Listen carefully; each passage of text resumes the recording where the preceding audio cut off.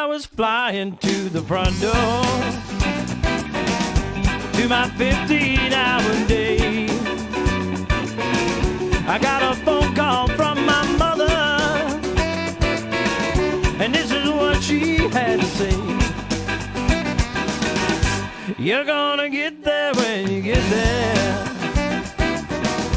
You'll be gone when you're gone. And if you ain't even got there, take your time, it won't take long. She said that time might bite you badly. You better hold on to this part,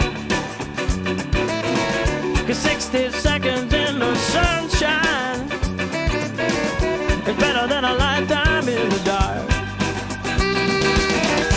On the way to where you're going, just remember where you're from. But don't you worry about tomorrow. Tomorrow might not even come. She said, my son, you got to slow down and smell the flowers on the way. Spend your time. How's everybody doing today? Hope you got out and enjoyed some of the sunshine. Ron, myself, and a bunch of other patriots had a great day up in Fort Erie. What say we get tonight's show on the road? I got Doug Force waiting to come and talk to you folks.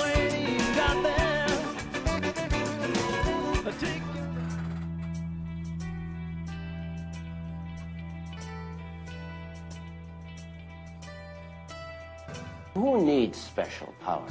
The politicians. They're the ones who want special powers naturally, because they're in the power game.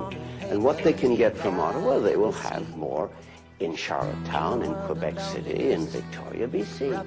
That's the game of politics, power. Of hatred, politics and greed. But I know I wasn't alone when I cried on the day Johnny Cash died.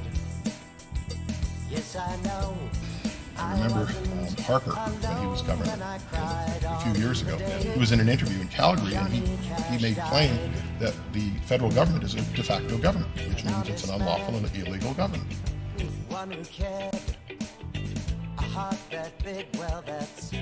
I'm just a frostbitten Canadian boy here to thin the thickness of your skin. Every Saturday night, 9 o'clock, Politically Speaking with Duke Willis, Facebook's only live multicam talk show.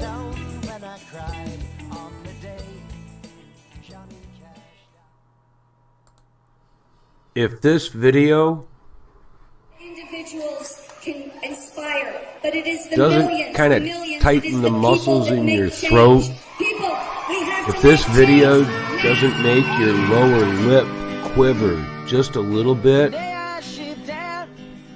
if it doesn't make your breath catch in your chest just a little bit, then you're a sad, cold-hearted motherfucker, and I don't want to know you. Add one more name from Ontario and carry me home down the highway of heroes, people above with the flags flying low. Carry me softly down the highway of heroes, true patriot love, there was never more.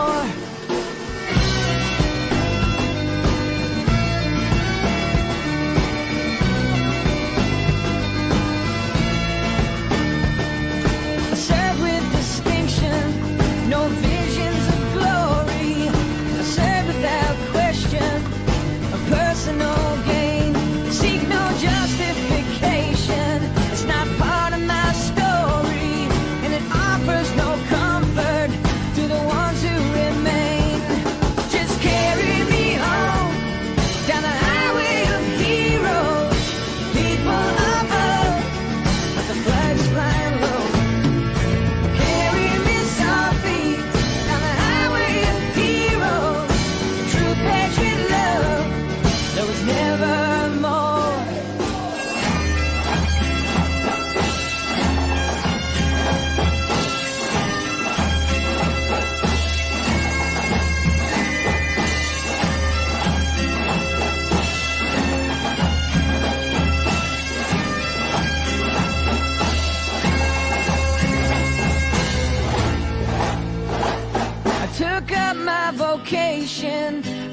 called by my nation without hesitation. My answer I gave. Now I'm not wondering the things that I might have been are no consolation in the forgotten rain. So carry me home down the highway of heroes, people above with the flags flying low. Carry me softly down the highway of heroes, true patriot love.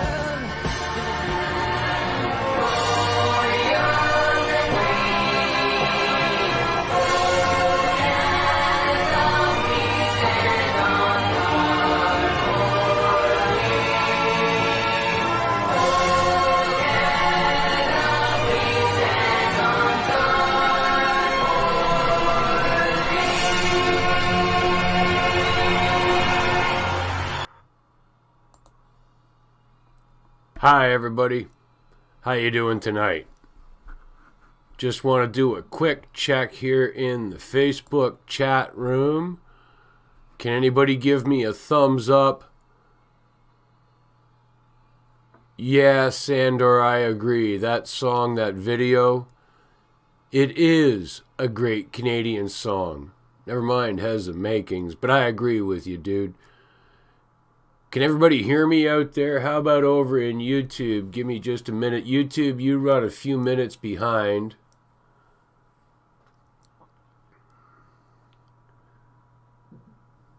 Can everybody hear me? Are we getting audio through?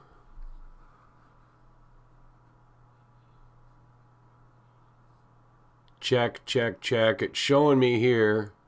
Can hear me fine. Okay. Give me just a second, folks. Doug Force is right here hanging on Skype waiting for me to call him. I'm just going to call him right now and I'll bring him in. Hi, Doug. Ha! Yeah, you're going to have to leave that audio down. Hey, dude. Hi, Doug. You see me yet? No. Let me expand this screen. That's odd. My camera should be working, but it's not working. Oh, there we go. I'll just turn it on. How's that? There you are. There I am. All right. Now I'll bring you into OBS and live on the show. Let's have a look here. Dun, da, da, da. And that up. Oh, wow. I shut this computer off for a while and all the stuff I had preset and sized and everything, it all disappears. So I wind up starting from scratch again, but that's all right. Nice clear picture, nice camera. Okay. Okay, there we go. I can hear you again. All right. You're cutting in and out a little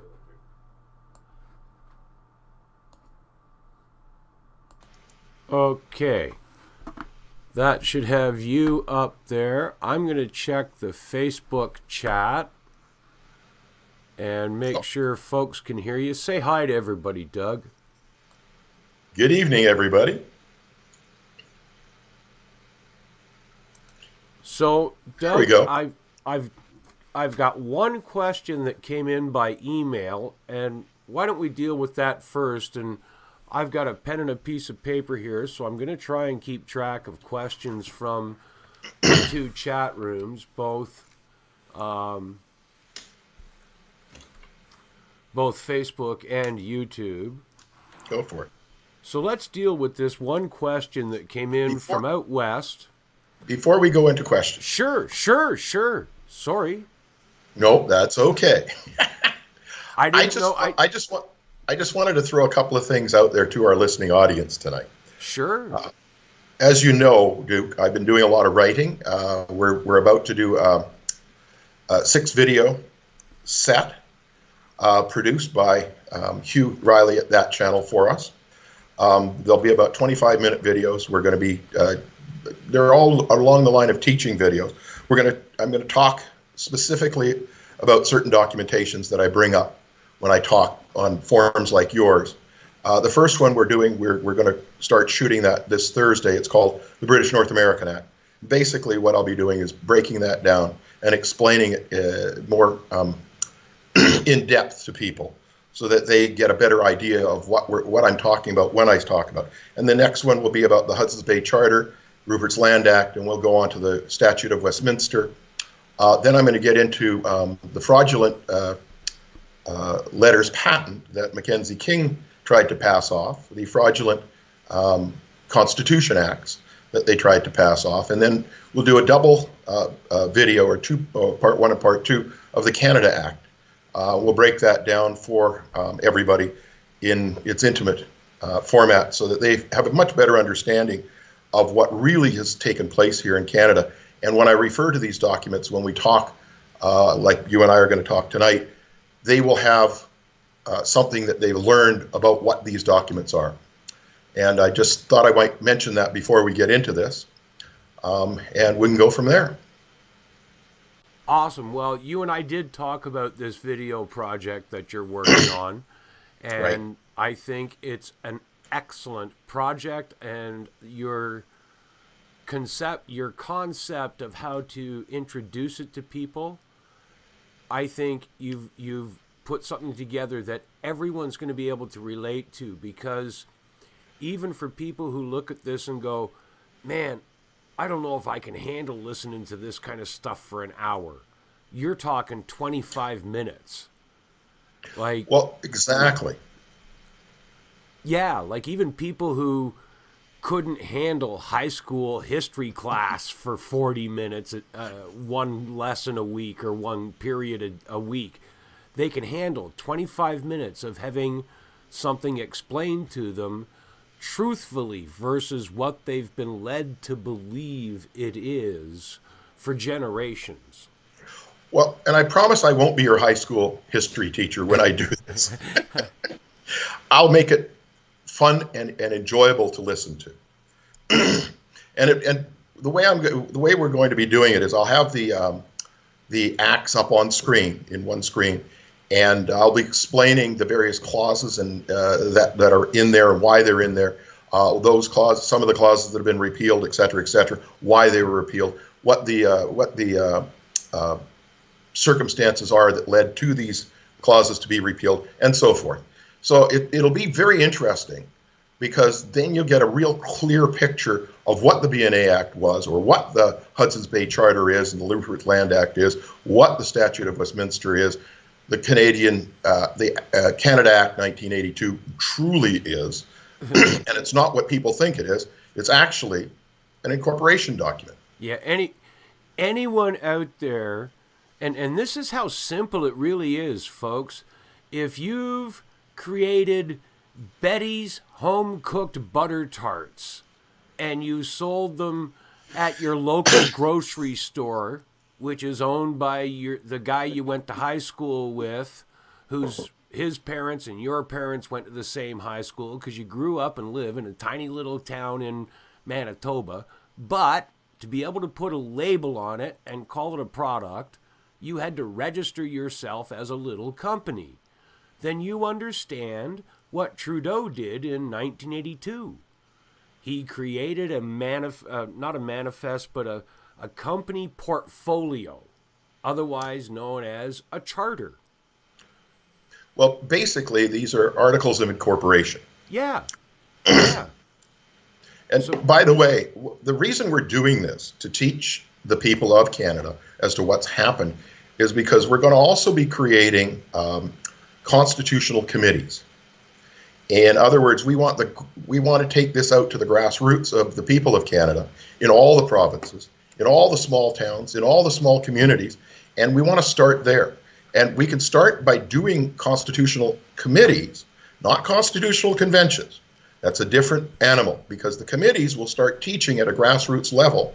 And these 6 videos will also be part of their teaching tools, along with a bunch of written material that we'll be able to distribute out to these committees.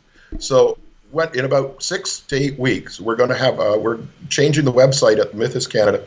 We're going to incorporate a couple of pages that are going to allow people to come to the Mythos Canada and register on the Mythos Canada to create a committee where we will support them with documentation and these videos, et cetera, to help them within their own communities to teach their neighbors, their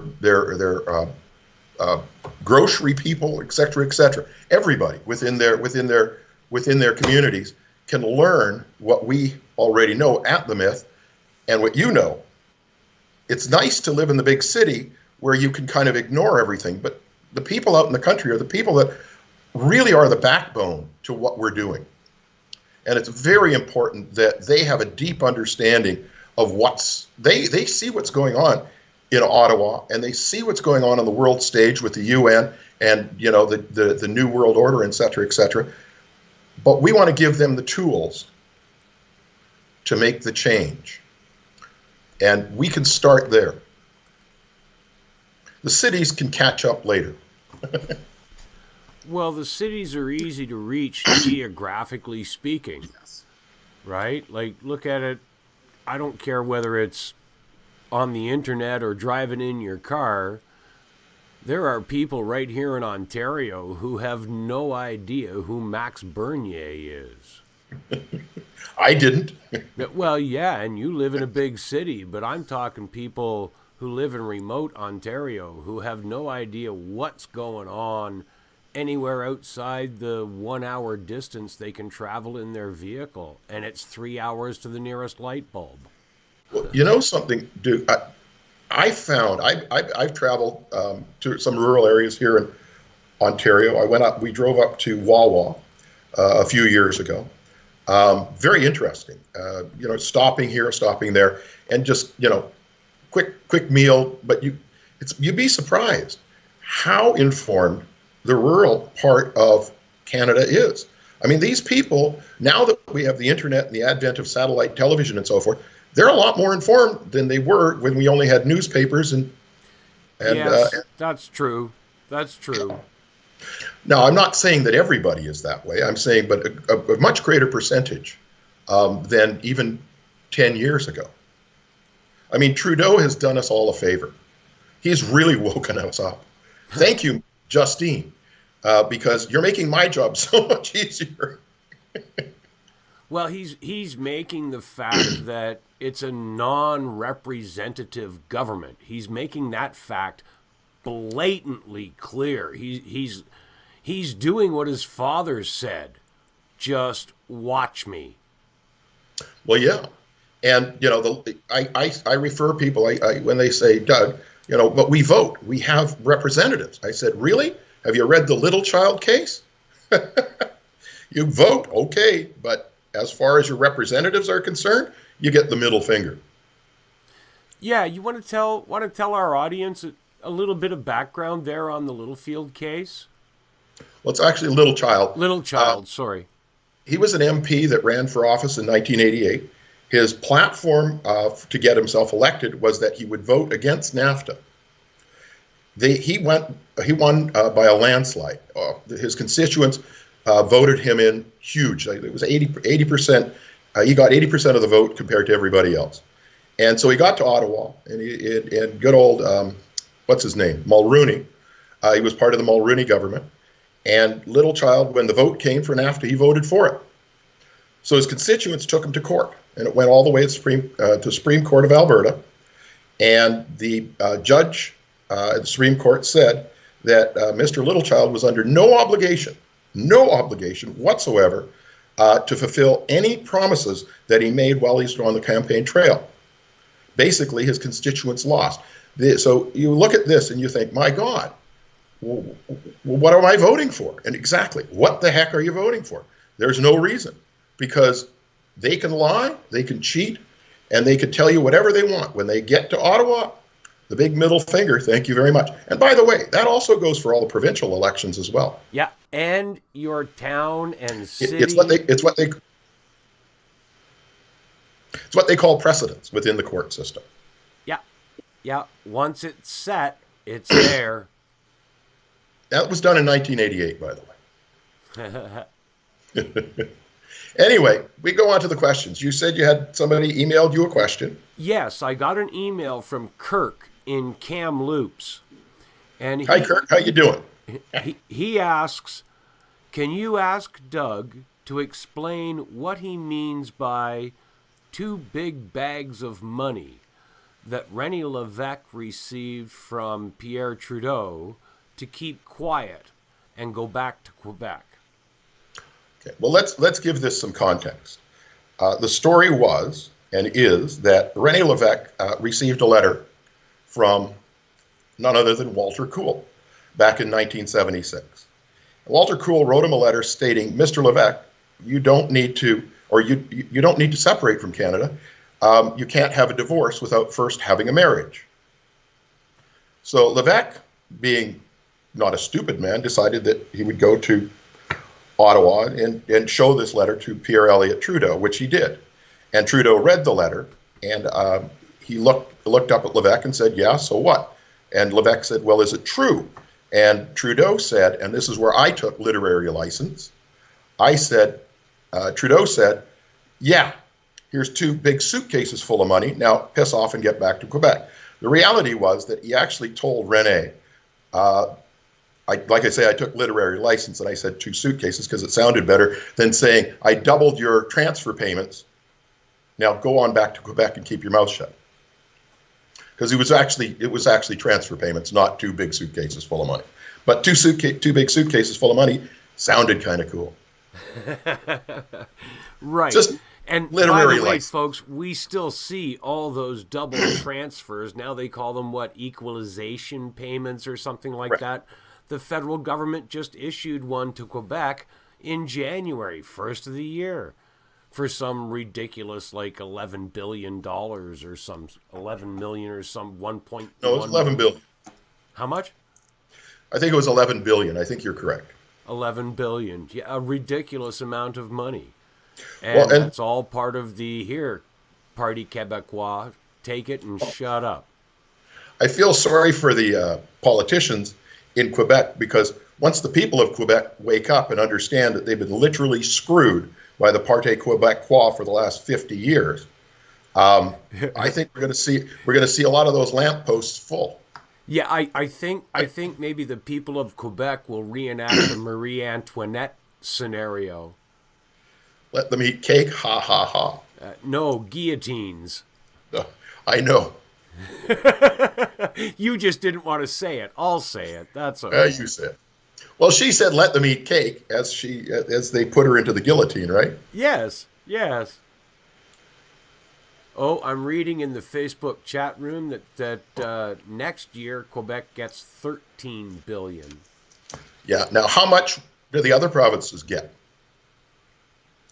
I don't know, but I bet you Nova Scotia and Newfoundland could benefit from half of that each. Oh, absolutely. Or maybe Alberta. Well, there could be a better way of doing this, and I think I think at the Mythos Canada we have that better way. We see de jure governments. Governments should be small, very tiny. One of my favorite people in history was a guy called Thomas Jefferson, and he had this story was related or told by him, or at least that's what people said it was. And he said that government needs to get together once a year. And what he suggested is that it's an outhouse in the middle of a field. And on the outside of the outhouse was a little sign, government out of session. And the man would cross the field to the outhouse, flip the sign over, government in session, and step inside the outhouse. Once he'd done his business, he would step outside of the outhouse, flip the sign back over, government out of session, and leave for a year.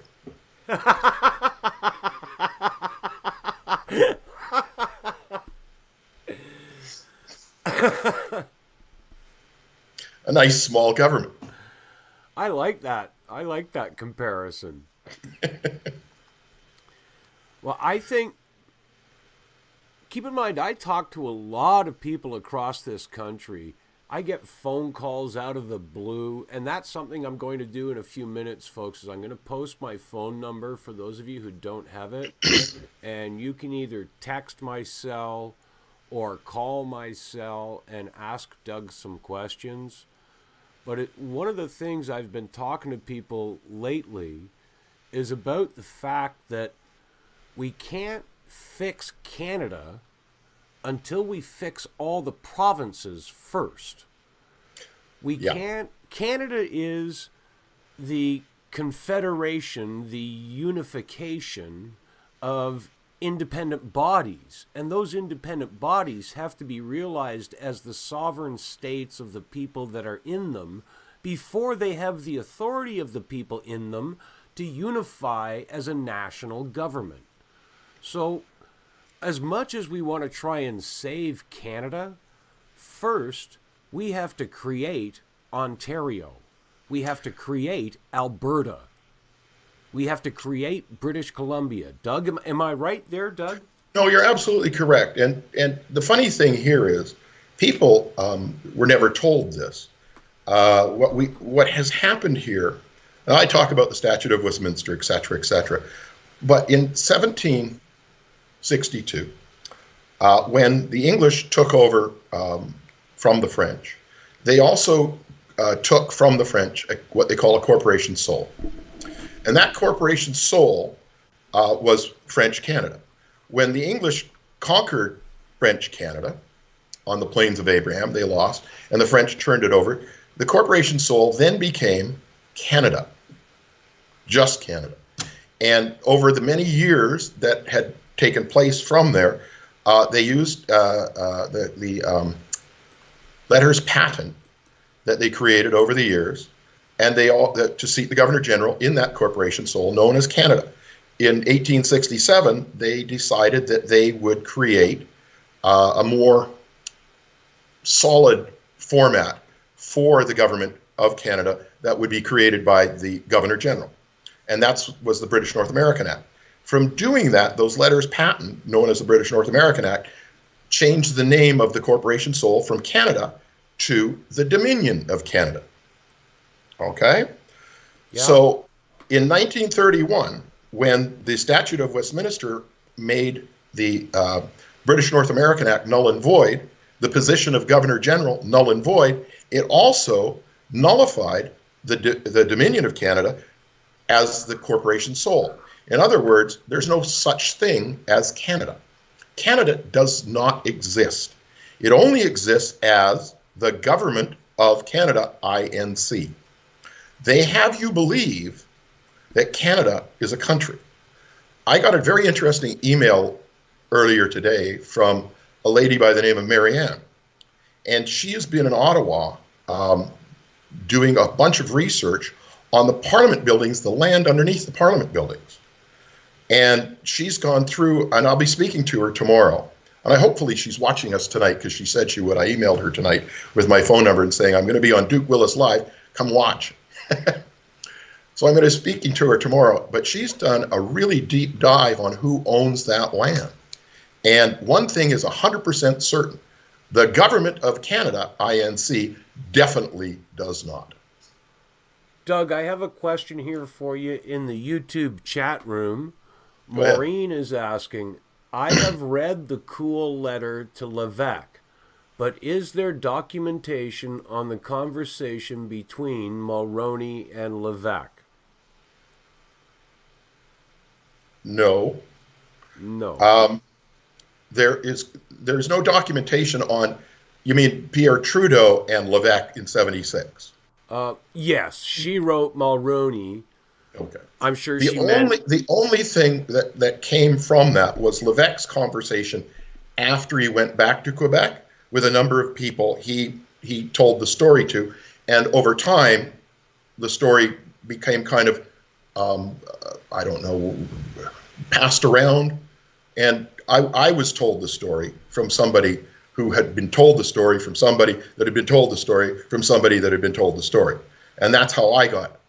And I had no reason to disbelieve this person because it sounded legitimate as something that Mr. Levesque would definitely do. He would go to Ottawa to see and to see Trudeau and refer this letter to him. It made sense. So I had no reason to disbelieve it. Right. this is an issue. Ed Jemnisek has brought this issue to me, and he's failing to understand the concept of acceptance doesn't make it legal because acceptance can be rejected. Here's his question. In law, we accepted the law by using licenses, SIN numbers, etc. This makes the current system legal. No. Would you explain that to him, please? And there's a reason for that. Gosh, I gotta remember the terms now. I haven't looked at this in a while. I'm sorry. I might be a little rusty, but basically, when you apply, because you're doing an application, you're applying for a driver's license. What they fail to inform you is that you're actually signing a contract, and they're not exposing the contract to you. And under common law, the 5 elements of contract when you're dealing with men and women, because in order for them to move you into their jurisdiction of law, they have to deal with a man or a woman. So hence, they have to present the contract, number 1. B, the contract must be read by the person. C, the contract must be understood by the person reading it. And I'm not talking about person as the Interpretations Act would have you, the corporation. I'm talking about the person as the man or the woman. And the 4th element of... With creator-given rights. That's a specific definition or distinction between people and persons. Correct. But what I'm saying, and I use the word person as you would find in a dictionary, not a law dictionary. And I'll change that. I'll use men and women. So A, the contract must be presented. You must know that there's a contract. It must be shown to you. B, you must have read the contract. C, you must have understood the contract. And then D, you sign the contract. Only then is that an enforceable contract. Now, they're trying to trick you into their jurisdiction, which is not common law. Their jurisdiction is where the fictions live. It's color of law. So by tricking you into signing a contract and changing the jurisdiction on you under color of law, that's illegal. You can't trick a man or a woman from common law into another jurisdiction. It's neither lawful nor legal, both unlawful and illegal. So what they have done, because you can't accept it. How can you have acceptance if you haven't seen it? That's the worst part. The application, when you apply for a social insurance number or a driver's license or an OHIP card, et cetera, they don't present you with the contract. They present you with an application form. That's it. You don't get shown the benefits and, of course, what you have to pay, which is the other side of the contract. A contract, a well-balanced contract, is both sides benefit from the contract equally, or as close to equal as possible. And so one side does one thing, the other side does the other thing, and they come together under a mutual understanding that they're both going to benefit from this. When you're dealing with the de facto government, there's one side of the contract. The government benefits and you don't. It makes it look like maybe you might benefit, but at the end of the day, when you take that driver's license, basically they're licensing you to do something that you could do for free and charging you for it. And then go ahead and park in a place where there's a sign that says no parking. See how long it takes them to write you a ticket. Yeah, or drive your car without a license plate or a registration or something. But was that explained to you when you applied? No. Was the contract shown to you that these are the benefits you'll get from the driver's license, which is none, and these are the benefits for the government, which is all of it? Would you sign that contract? Of course not. But they say you need to have a driver's license to drive a vehicle in Ontario, and if you don't, this is our gun. This is our gold badge. Try driving without. We'll arrest you and put you in jail. Gee, how's that fair for a contract? Can't accept that. I'm just putting my phone number up here in a second. Well, and I hope he understands. It is a little more involved, but that's the simple explanation. There is a gentleman who wrote a great book called Secret Contracts. You used to be able to get it as a PDF on the internet. You would just Google Secret Contracts and or Bing or DuckDuckGo, and you'll be able to download Secret Contracts. If not, I could send you a copy. I do have the PDF file on one of my hard drives. I sure could dig it up. If you want to email me at nephilimfilms@gmail.com and put in the subject line Secret Contracts PDF, please. Okay. Sure, why I not? will do that. And folks, you can do that too. Well, that's why I said it in camera. Yeah, exactly. No, I just want them to know that that comment was for them, not for me. Correct. I'll email them, get it. But folks, you can reach out to Doug anytime you want. This is an exclusive contact through me. Like, you can find him on Facebook.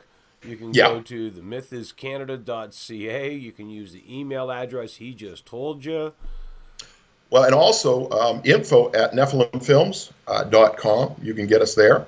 And then I have a new email that was set up at Nephilim Films. It's The Force, THEFORCE, @nephilimfilms.com. And you can reach me directly at that email address.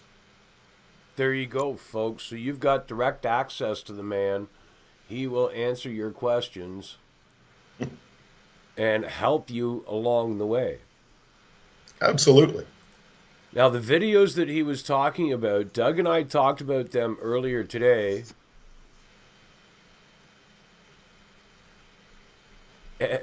Ed knows my number already. He can call in if he wants, or he can join us on Skype. Ed, if you want to come in on Skype, Ed, I'd be real glad to have Doug talk to you and explain to you. Ed Jamnisek called me the other day, Doug. Ed, give us a call, okay? Or wait, I'm actually going to see if he's on Skype and if I can add him. Okay. No, he's not. Ed, log into Skype. Let me know in the chat room when you've logged in, and I will add you into the show. Doug, Ed was up in Toronto last week. There, that just had that up on your face. There we go. Ed was up in Toronto last week, and he started to tell me about how he had met up with a law graduate and was asking him about the use of referendum initiated by the citizens, RIC, as it's called. And I pointed out to Ed that that won't work in Canada because we don't have any laws to found it on. There he is. There, he's calling in now. I'm going to add him. Actually, Ed, I'll call you by add. Yeah, that'll place my other call on hold. I will call you and add you to the call, buddy. Let me open this back up on Skype. And there's Ed. He can tell you himself. Cool.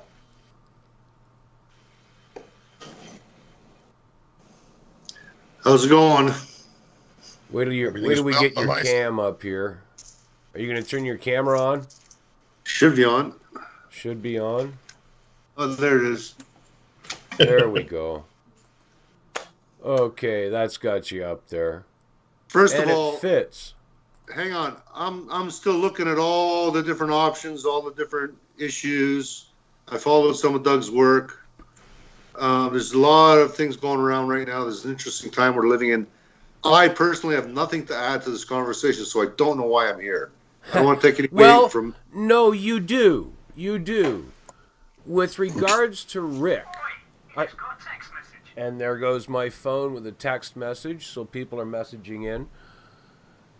I'd like you and Doug, and especially people out there, because they're going to benefit from this, okay? I've been telling people that the benefit of the convoy, the United We Roll convoy, wasn't what they did in Ottawa. It's what they achieved with Canadians on the way there. Any benefit we're going to achieve from a yellow vest referendum initiated by the citizens movement will be the same thing. It won't be achieved in Ottawa. It will be achieved in the awakening and the education and the knowledge shared between Canadians. That's why I support the RIC movement, because it's what the convoy awakened in people all the way along the Trans-Canada Highway from Alberta to Ottawa. That's what the RIC movement, the Yellow Vest movement, will awaken in Canadians. And if we Canadians have the knowledge that Doug's going to share with us, we'll know what to do once those Canadians are awake and they witness for themselves RIC failing. And we have the knowledge to tell them this is why it failed. Here's how we can fix that. So, Doug, take it from there. Talk to Ed, because Ed, you're a smart man. You're an educated individual, and you are looking for other answers. Listen to these answers. Bring your questions and listen. Here's my disclaimer. I'm educated in injection mold design, tool making, construction, roofing, metal siding, and a pilot. Framing, steel construction, and a pilot. And navigation. You can handle mathematics. You're a critical thinker. You're intelligent enough to know what makes sense and to be able to connect the dots. Use your critical thinking. What I know that does not make sense is the fact that we're giving away our sovereignty to the UN. And no, actually, we're not. Enslaved. That's 10 years we're going to be enslaved in a communist system. We're not. We're not giving it away. It's ours. Neither is Justin Trudeau. Because it's not his to give away. Well, and on top of that, we're not a sovereign nation. Canada doesn't have sovereignty, and Justin Trudeau can't give sovereignty away. As a matter of fact, if you understand what the UN, when they come to Canada for signature, the Ottawa signs some stuff, but if it's, for example, Unidroit is where you take public law and convert it to private law under the corporate charter. Now, Unidroit was started in 1926. It was incorporated into the United Nations after the League of Nations failed in 1947, I believe it was, or 46. 1926 started, incorporated in 1947, and it's slowly been growing all across the North America and Europe, where they take private law or public law and create private law from it under the corporate charter. Now, Unidroit here in Canada was signed by the provinces. Why? Because Ottawa doesn't have any sovereignty. The provinces have the sovereignty. I showed people your clip of Unidroit with the Correct. Different dates. I did that show on my show. I did that just a few weeks ago, in fact, and I showed people where the provinces all signed on over like a 30-year period. Correct. Now, the thing about Ottawa is they want you to believe that they are giving away your sovereignty. They can't give your sovereignty away. Why? Because it's yours.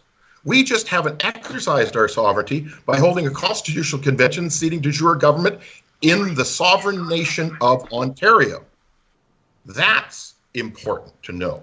The sovereign nation of Ontario and 10 other sovereign nations need constitutional conventions to seat de jure governments. That's our sovereignty. Trudeau and whatever Barnier or whatever Maxine, they can't give it away. All we have to do to get to enforce our sovereignty is hold our constitutional convention. This is what the Mythos Canada is about. This is what we teach at the Mythos Canada, so that you understand that you hold all the power. You always have. It's always been in our hands. We just haven't exercised it because we didn't know how to. The Mythos Canada will show you how to exercise that power. So basically, we the people are going to have a coup on our established government. No coup. It's de facto. It's illegal. It's unlawful. Yeah. Stop calling it a government. It's a regime. They die it's Al upon Capone. a legal.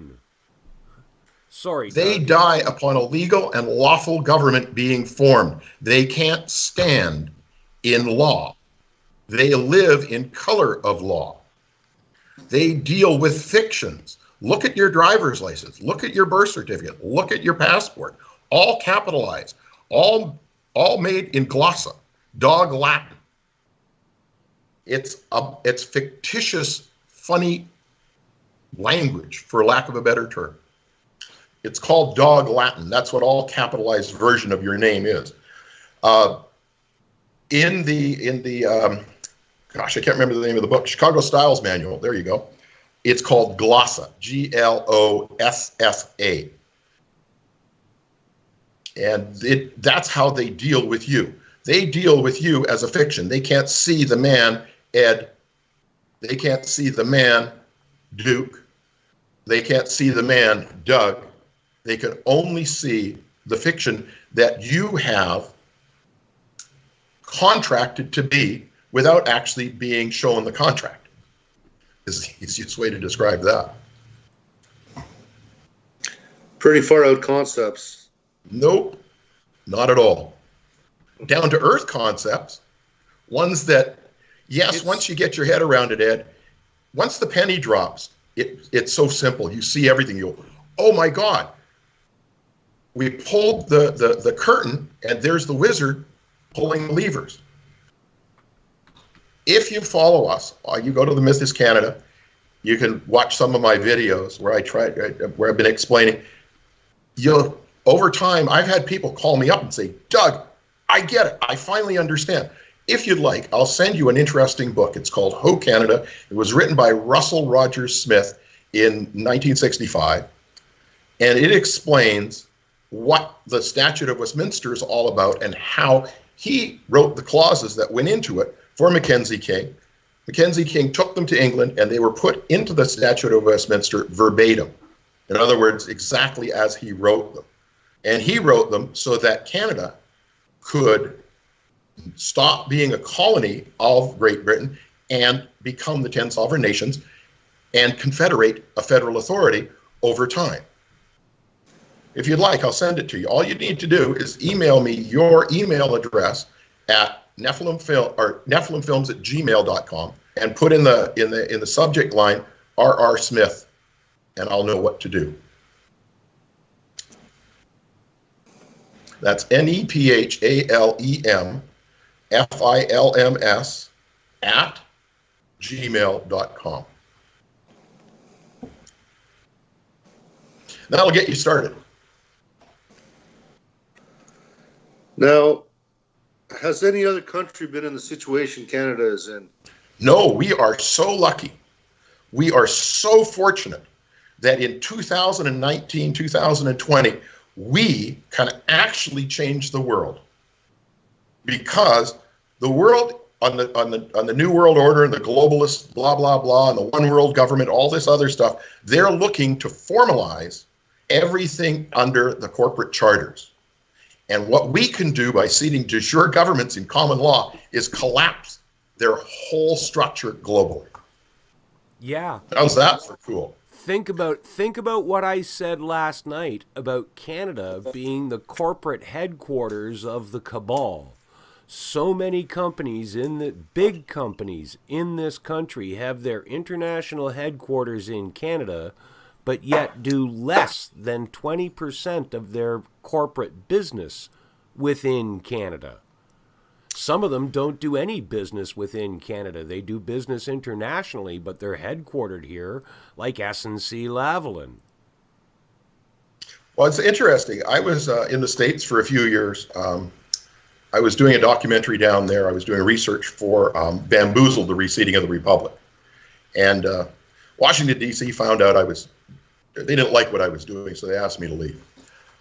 Basically, if we can seat de jure governments here in Canada, the impetus will go into the United States. They will reseat their constitutional common law government there, and the rest of the dominoes will continue to fall. In Britain, in Europe, yeah. Once the U.S. and Canada come back into a common law jurisdiction, which means that money. Remember, we're working with fiat currency. That's why the governments love fiat currency, is because you discharge the debt. But under common law, you have to work with species money where you pay the bill.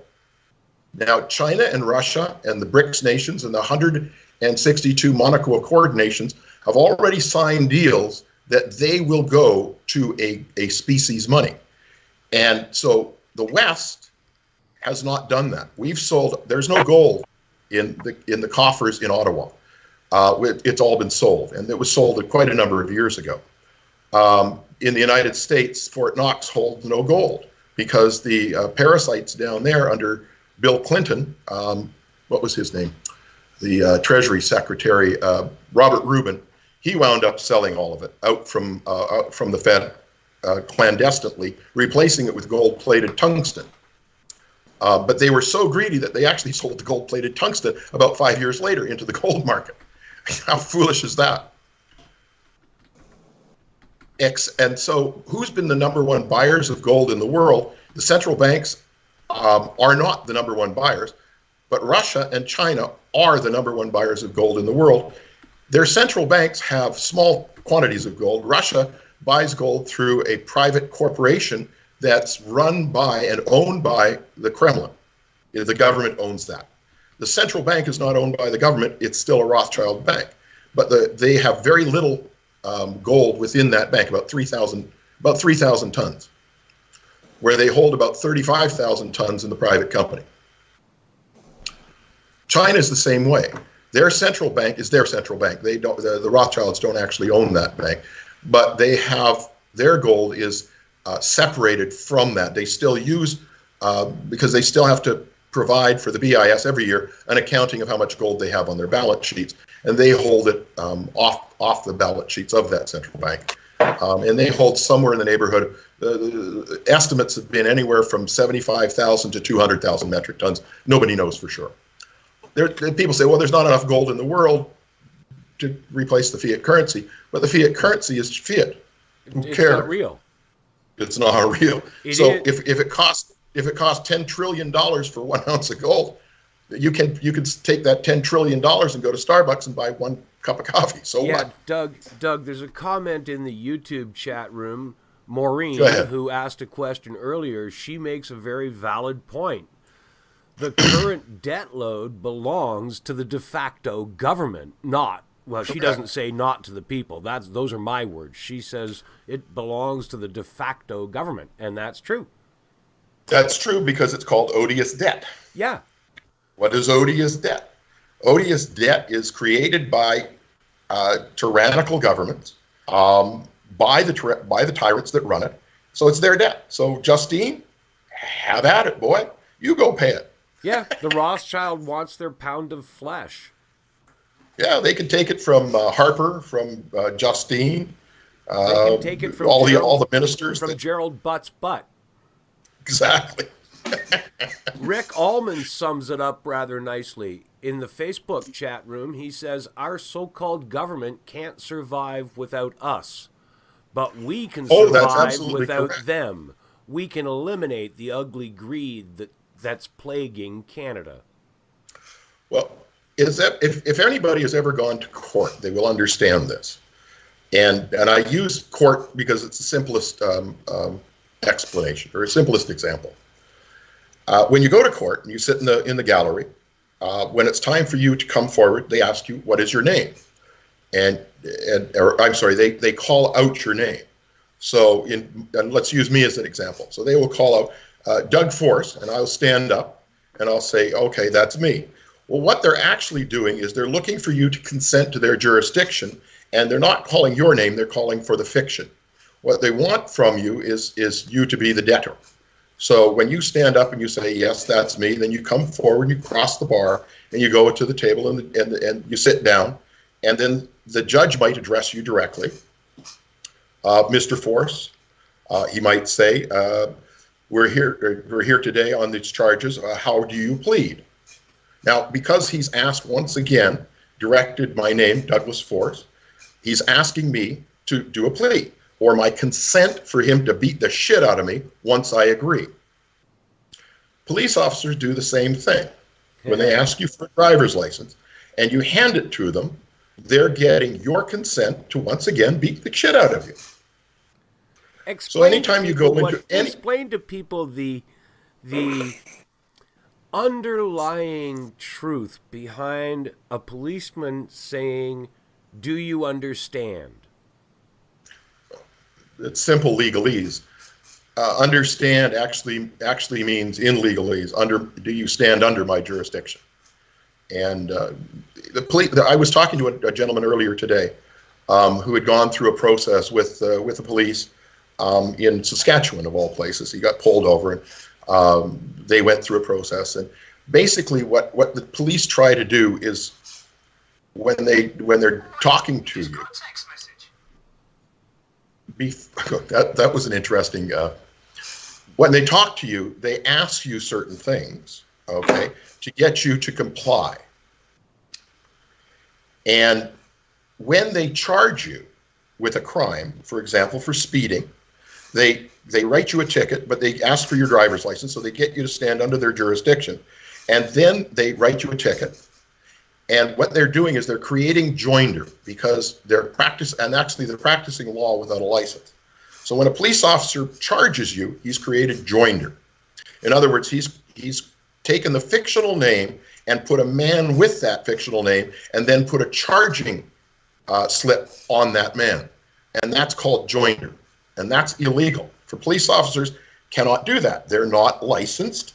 They're not bar carded. And so how can they practice law without a license here in Canada? They're not allowed to. Joinder is practicing law without a license. I always thought that was funny because nobody charges the police officer with breaking the law when they write that ticket for you. And yet you have the right to do that. Really, I got a beef to pick with one M&R officer in the Thunder Bay district. I'm coming after him. You got to teach me how There to you do go. Well, we're also, I also work with a group of people, some of them here in Ontario, Saskatchewan, Alberta, and British Columbia, and we're working through what they call equity and creating demand for subrogation. Your legal and lawful right in an equity court is to demand subrogation. Now, equity courts trump all other courts.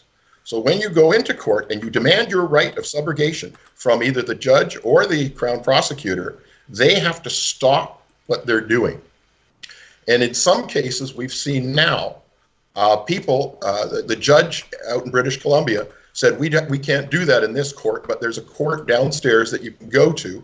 He sent the gentleman downstairs to that court. The judge in that court created his subrogation. He came back up to the upstairs court, awaited his turn, and went back in front of that judge, and he handed the judge his right of subrogation that was written and signed by the judge, handed it to the judge at this court, because that's where the charge sheet was. The judge says, fine, you're free to go, and the charges have now been paid. No, isn't that interesting? Explain, what's the concept of subrogation? Well, subrogation, because when you're born, there's the creation of the birth certificate, which is actually the creation of a birth bond. It's a bond. And it has a QSIP number. Well, it has an ISIN number, a QSIP number on it. And it's a registered legal bond. What it contains is your life from birth to death. And when you become age of consent, you can actually ask for your bond to be returned to you at age 18. Most people don't understand that. So what happens is that once you start working, that bond starts becoming valuable. And if you don't put claim on it, then they will continue to take the money off the bond every time they charge you with something. So you go to court, you pay your fine, you sign the charge sheet, which is what they ask you to do. They keep the money at the courts that you paid them. The charge sheet goes back to Ottawa through the Bank of Canada. The money that was for the fine comes off of that charge sheet and goes into Ottawa's coffers. Meanwhile, the court, which is a registered corporation, keeps the cash for themselves. So when you demand your right of subrogation, okay, the only thing the court can collect from you is the money off of the birth bond. And you take yourself from being the debtor, being the signer on that bond, into the creditor, and you hand the bond basically through subrogation to the judge. He signs it.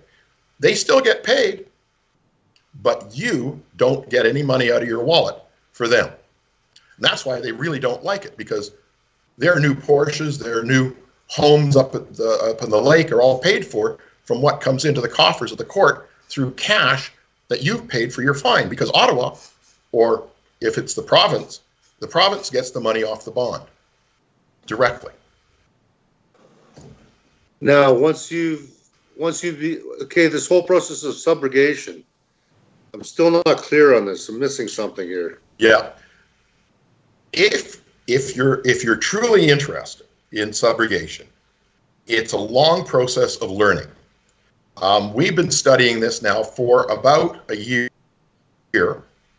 One of the gentlemen that works with us has been studying it now for about 3 or 4 years, and he's been successful, but it's taken him 3 or 4 years of constant study to figure it out.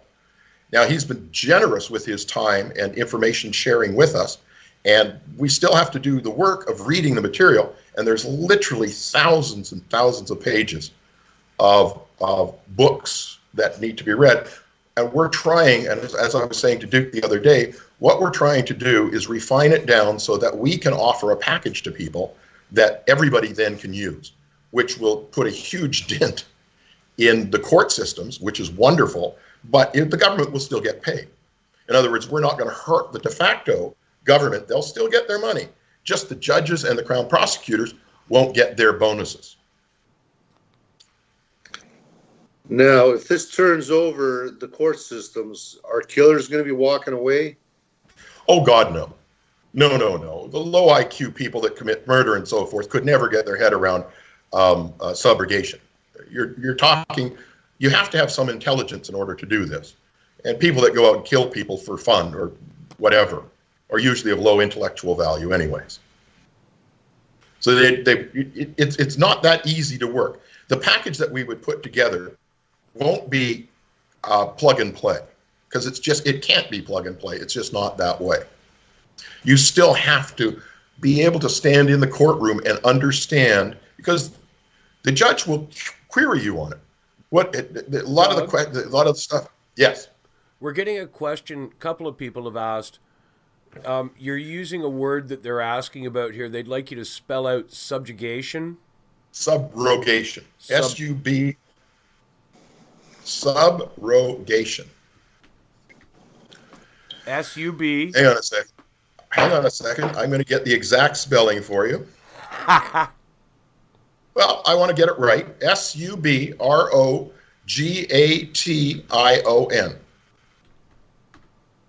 Subrogation.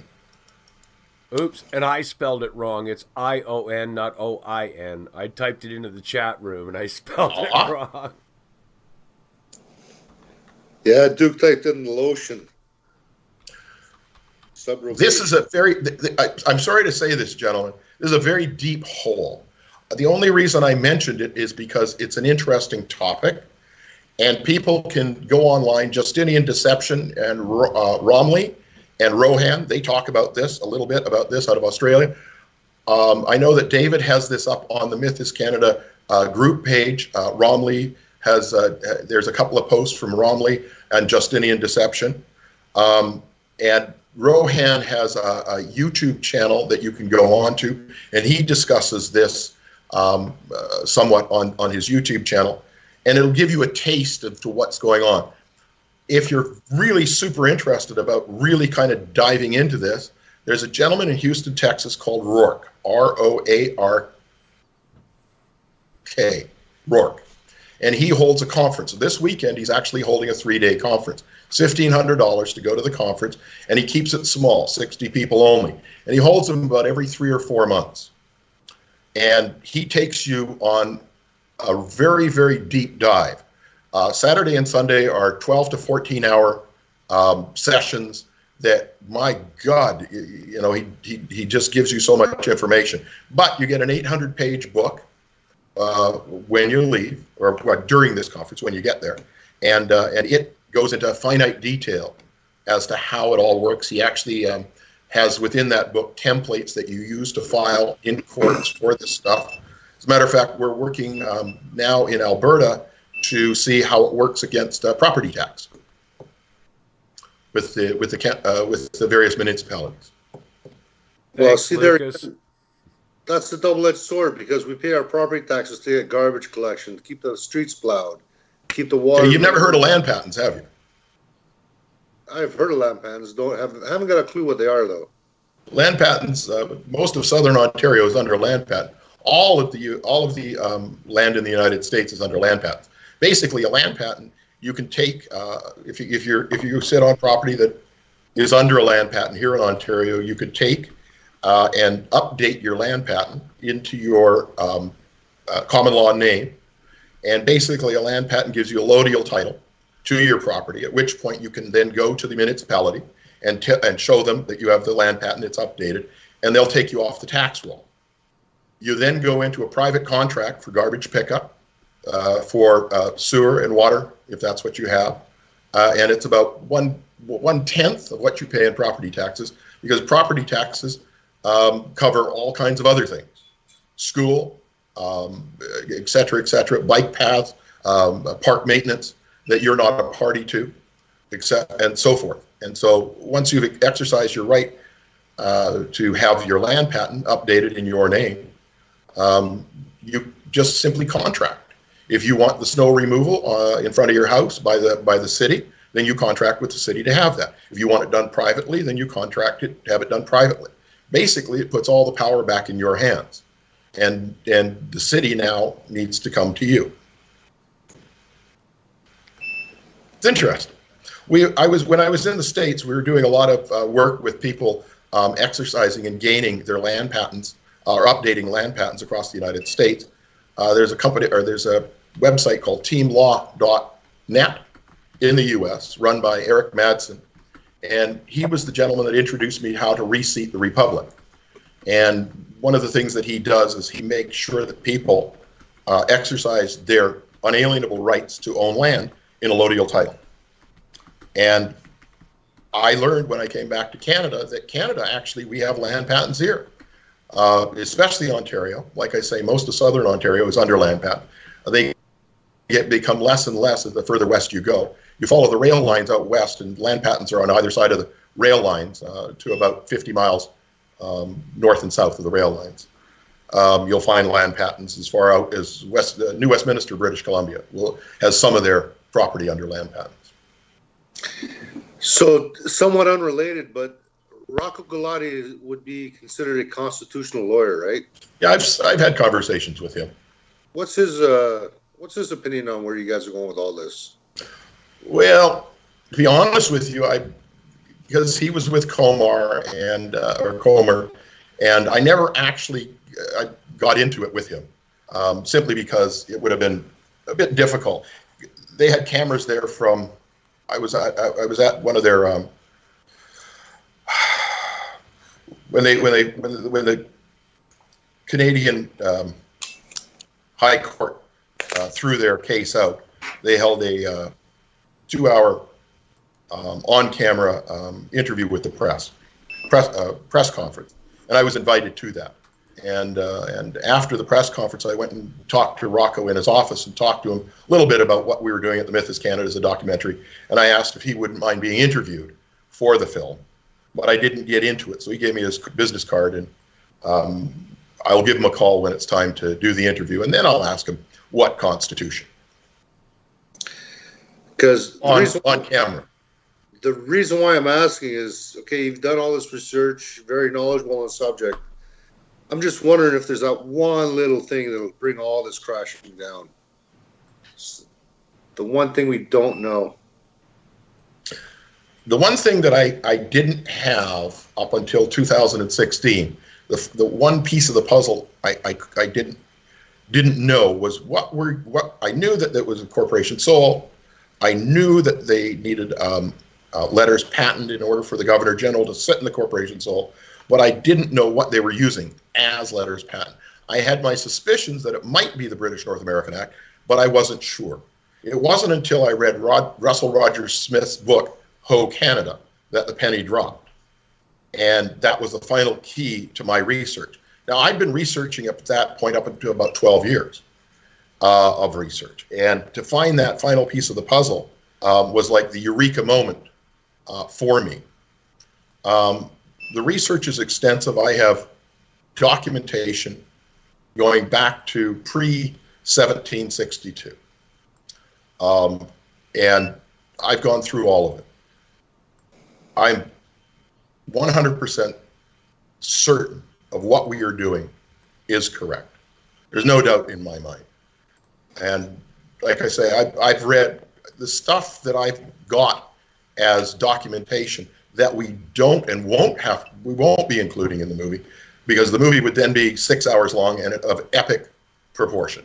I'm not kidding. Oh, hey, I'm the guy who spends 3 hours on the phone with you on a 5-minute phone call. That's true. But my concern about being wrong, and I'm not trying to be, a braggart or there's an ego or anything involved in this, because I'm not. I would doubt very much that there's a chink in my armor. But I won't say, because you can't give absolutes. There's no way I could give an absolute. I would say that there's no chink in my armor, and we'll leave it at that. Well, I don't know. Is Rocco Galati, is he still practicing, or is he retired? Or No. He still practices. And that's just it. They practice color of law. Common law, you don't practice. Common law, you do. Yeah, that's something I tried to point out to you, Ed, the other day when you told me that you talked to a law graduate. And I tried to point out to you that, yes, he was giving you his learned, in other words, what he'd been programmed to respond with, definition of a criminal's law. It's not a law that's written by, for, and of, applicable to the people. It's a criminal's form of controlling you. That's what these laws are. Every single law on our book is not written to help us. Seatbelt laws are not written to save our lives. They're written to generate revenue for the court system. Well, they originally said, it's supposed to save lives, right? Ed, if they wanted to save lives, they'd teach people to drive properly, and Canada's Worst Driver wouldn't have 14 seasons on national television. Let's get realistic. Okay, let's take a little walk down, because public safety. Okay, let's do a little public safety.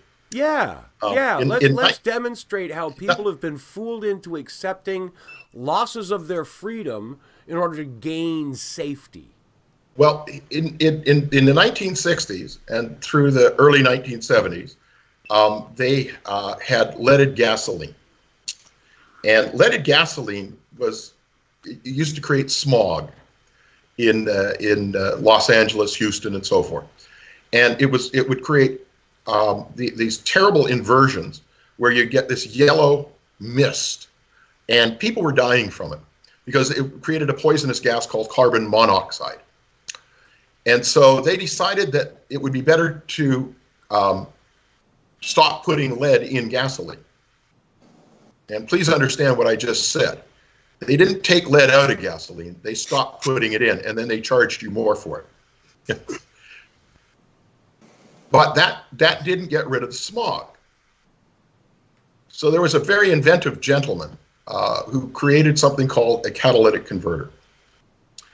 And in 1975, the United States, under the FDA, made it law that all cars in 1975 must have a catalytic converter. And in Canada, adopted that at the same time. And then the rest of the world slowly started to adopt catalytic converters. Now, catalytic converters do a very interesting thing. Because internal combustion engines produce carbon monoxide, and only carbon monoxide, they needed to have a conversion to carbon dioxide. So that's what a catalytic converter does. It converts the poisonous, deadly gas of carbon monoxide to the gas of life, carbon dioxide. Okay? So we come to 2005, and global warming is the big hot ticket here. And good old Al Gore is talking about this poison gas called carbon dioxide and how man is creating global warming. And we need to tax carbon dioxide. I suggested, why would we tax carbon dioxide? Why don't we just take and repeal the catalytic converter law and take all catalytic converters off of all internal combustion engines, and they don't produce carbon dioxide anyways, they produce carbon monoxide, and we'll go back to 1960s of inversion layers and smog and people dying of carbon monoxide poisoning, because carbon dioxide, you can't die of carbon dioxide poisoning.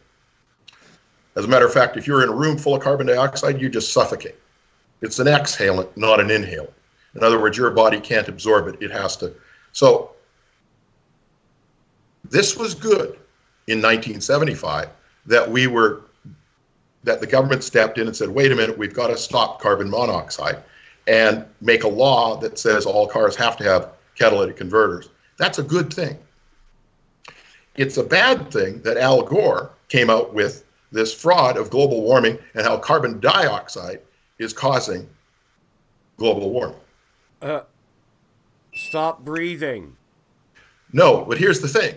So what Al Gore didn't do was say, well, we need to repeal the catalytic converter law and have all automobiles and all internal combustion engines go back to spewing carbon monoxide, because carbon monoxide doesn't cause global warming. Neither does carbon dioxide, by the way. But I just think it's funny. Well, from what I understand, catalytic converters, they take the unburned gases, and the catalytic converter is like a catalyst, so there's a chemical reaction, which takes the carbon monoxide and turns it to carbon dioxide. Now, if anyone's Carbon monoxide. Yeah, carbon monoxide will kill you. Yep. So, but anyways, engines are much cleaner. We don't have the smog and the haze that we used to have. Correct. We don't have the soot, so we are moving in the right direction. Well, actually, no, we're not. What's happened now in the last couple of years, they've done what they call direct injection into internal combustion engines that are gasoline-driven internal combustion engines. Fuel injection engines versus carburetors. No. No? Fuel injection is fine, but direct injection, you bypass the mixing of the fuel and you're directly injecting gasoline into the cylinders themselves. What's interesting is this: they don't get a full burn on the direct injection, and a lot of the fuel is then spewed back into the catalytic converter where it's then burned there. Okay? When we had fuel injection that mixed through a manifold, then the manifold sucked the air and fuel mixture into the cylinder. It was far more efficient.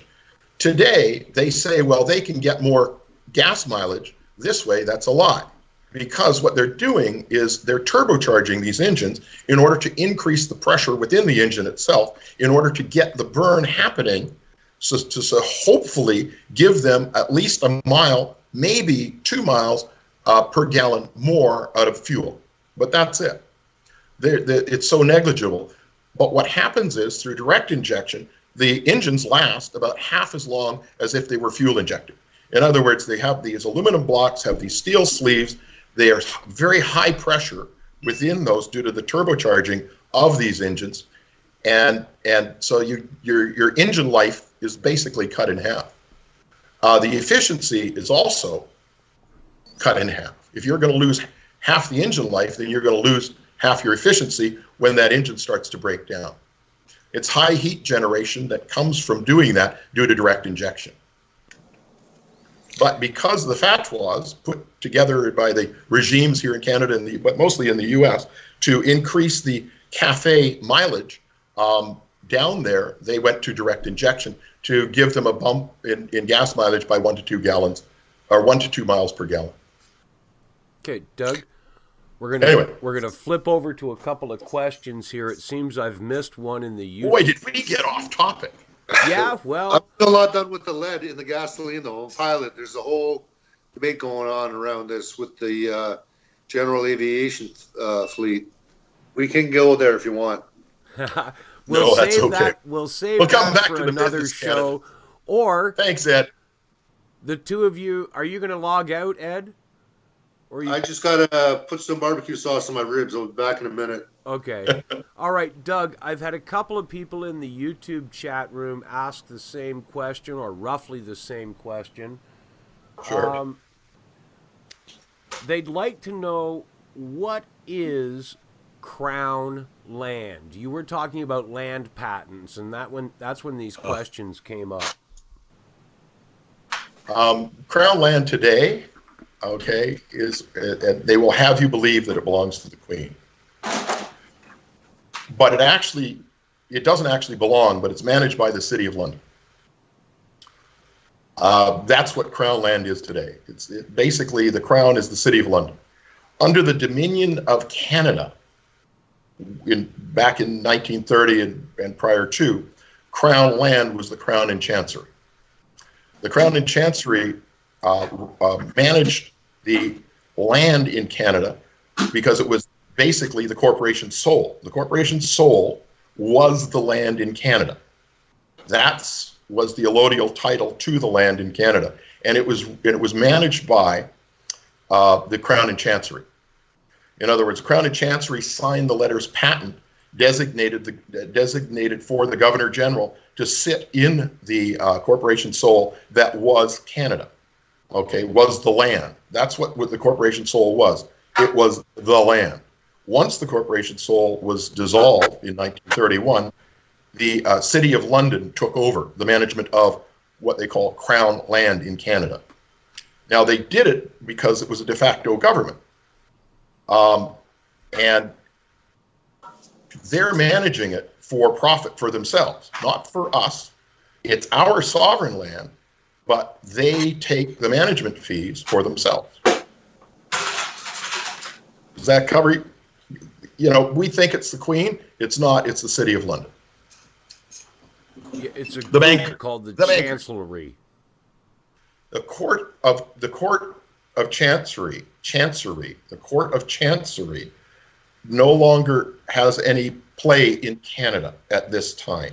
The Court in Chancery still exists, but that doesn't do anything for Canada. Because there is no corporation soul anymore, and the Governor General's position is null and void, as was the last land letters patent produced, which was the British North American Act, null and void.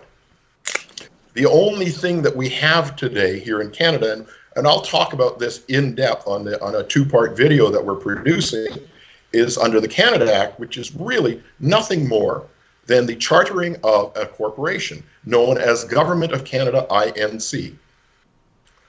And this is the third time in modern history that this was done by the UK Parliament. In 1923, a gentleman by the name of St. John Philby went to the English Parliament and incorporated the Kingdom of Saudi Arabia, INC. In 1948, it was done again with the State of Israel, INC. 1982, Government of Canada, INC. So they have a history of doing this. Okay, I have another question coming in here by text message. How do we get our land patent? Man, Duke, I'll tell you what. Why don't you and I set up to do another show? You know, I can't do it right away because I'm in the middle of writing. You're busy putting together a DVD set. Like, come on. Yeah. In order for me to get into helping people get land patents, it takes about 2 hours of explanation, because people will want to ask questions. Well, how do you do? What do you mean by? How do you do this? And if you're really interested in following up on this after I'm off the air, there's a website called TeamLaw, TeamLaw.net. They're out of the United States, and basically they will help you, because they've helped other people here in Canada already get their land patents updated into their common law name of 2019. They have court-tested documentation that's literally bulletproof once it's done. And the guy who runs the whole thing down there, his name is Eric Madsen. He's a reverend minister, and he's a great guy when it comes to his research, and the work that he does down there is just amazing. I've been working with him for, well, not directly with him, but with the team at Team Law, with the documentary film that I was doing down there called Bamboozled, the Reseeding of the Republic. But if you're interested, go on their website. They talk about what happened in the U.S. and what land patents are down there and how they were issued, et cetera, et cetera. And basically the same thing, because it's all common law, was done here in Canada. The last land patent issued in Canada was in October of 1931. What happened in December? Statute of Westminster came through and ended any claim on Canada by UK, by the Parliament. And don't forget, they're a constitutional monarchy. The Queen can't do anything without the permission of Parliament. Parliament can't do anything without the permission of the Queen. That's what the Court and Chancery does. And that's why we don't have a Court and Chancery here in Canada anymore from the UK, because the UK has no claim on anything we have in Canada. It's ours. It's under a corporate charter that the UK created. De facto. We see de jure, it's gone. They can't hold a allodial title on anything here in Canada. We can. We're the sovereigns. Explain to people what you mean by allodial title. Okay, allodial title, the simplest way to explain it is men and women, okay? We are Genesis chapter 1, verse 26. And God created man, and God made man in his own image. And God gave man dominion over the earth, all that creepeth across its surface, flieth in its skies, and swimmeth in its oceans. The key word in that is dominion. So what is dominion? Now we just take a little pause here, because dominion isn't ownership. Ha-ha! Dominion, because we are finite beings. We are born and we live and then we die.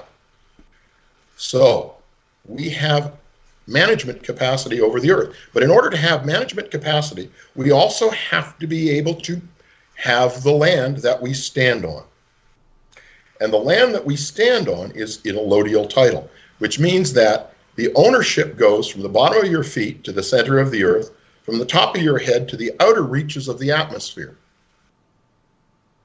You can do with that land, and then because you're a man with a woman, you have children, you can actually take the allodial title that's created through a land patent, and then you could have it, pass it down through inheritance.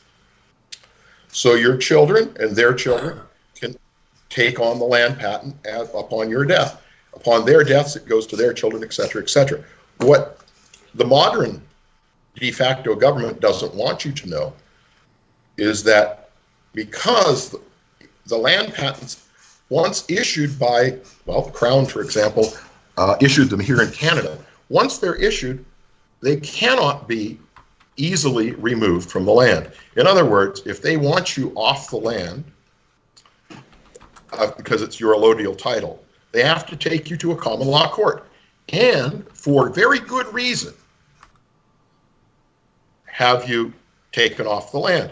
But you have to be compensated in full for that. So if your property is worth $10 million, and they want it because they have a good reason for it, they're going to build an off-ramp from the 401 straight across this land, and that's what they need it for in order to stop the traffic from. It's not a bad reason, but you have to get full value for it, full market value, and they pay you the $10 million.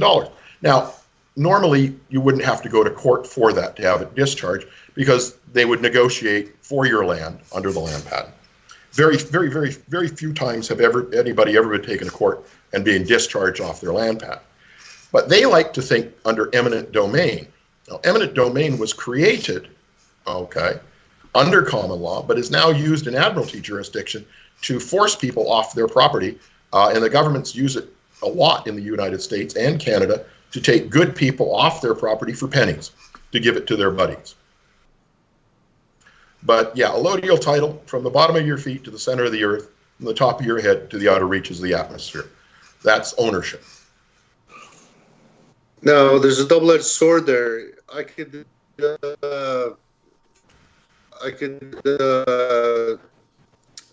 perfect my land title and dump nuclear waste on it. They could. Because there's a little law called usufruct. Say again? And it's usufruct, called use of the fruit. It means use of the fruit. That means that if you dump nuclear waste on your land and you're causing deaths or sicknesses for your neighbors as well as for yourself, but mostly it's for the people around you, they can come in and seize your land under usufruct. In other words, you breached the use of the land under the dominion under Genesis chapter 1, verse 26, which actually gives you usufruct. And that's where usufruct comes from. It means use of the fruit. In other words, you can improve the land, but you cannot destroy the land because you're a finite being and you can't leave the land in worse condition than you found it. See, there's double-edged sword there too, because every time we do modern day farming, you're destroying the top layer of that the topsoil there, right? You are. But here in Canada, what's funny about that is most of the land patents won't cover farmland that exists. You can't get a land patent today that hasn't already been issued. If it hasn't been issued prior to 1931, you can't get a land patent. In other words, you can't get a new land patent. The government can't give you one. The Queen can't give you one. They have no claim to do that. But we're going in circles here. Well, no. What I'm talking about is the Southern Ontario up until 1931. There are land patents that exist today, okay? And you can actually perfect title on your land. There's a process that you can go through to do that. But once again, if you start destroying the land under usufruct, you can be removed. Okay. So there's always remedy. And the whole idea, now you say that they destroy the land, the farmers will argue that they don't, okay? That they don't destroy the topsoil. And you say that they do. But who's right and who's wrong? That's a court decision.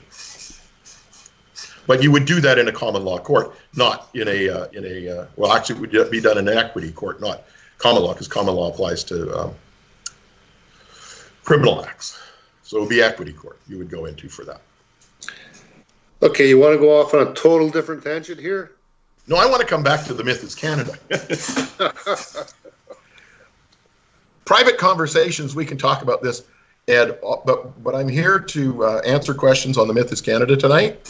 And we've gone down a few roads that had nothing to do with the Myth is Canada. And I appreciate, us talking about these because it's interesting stuff for me.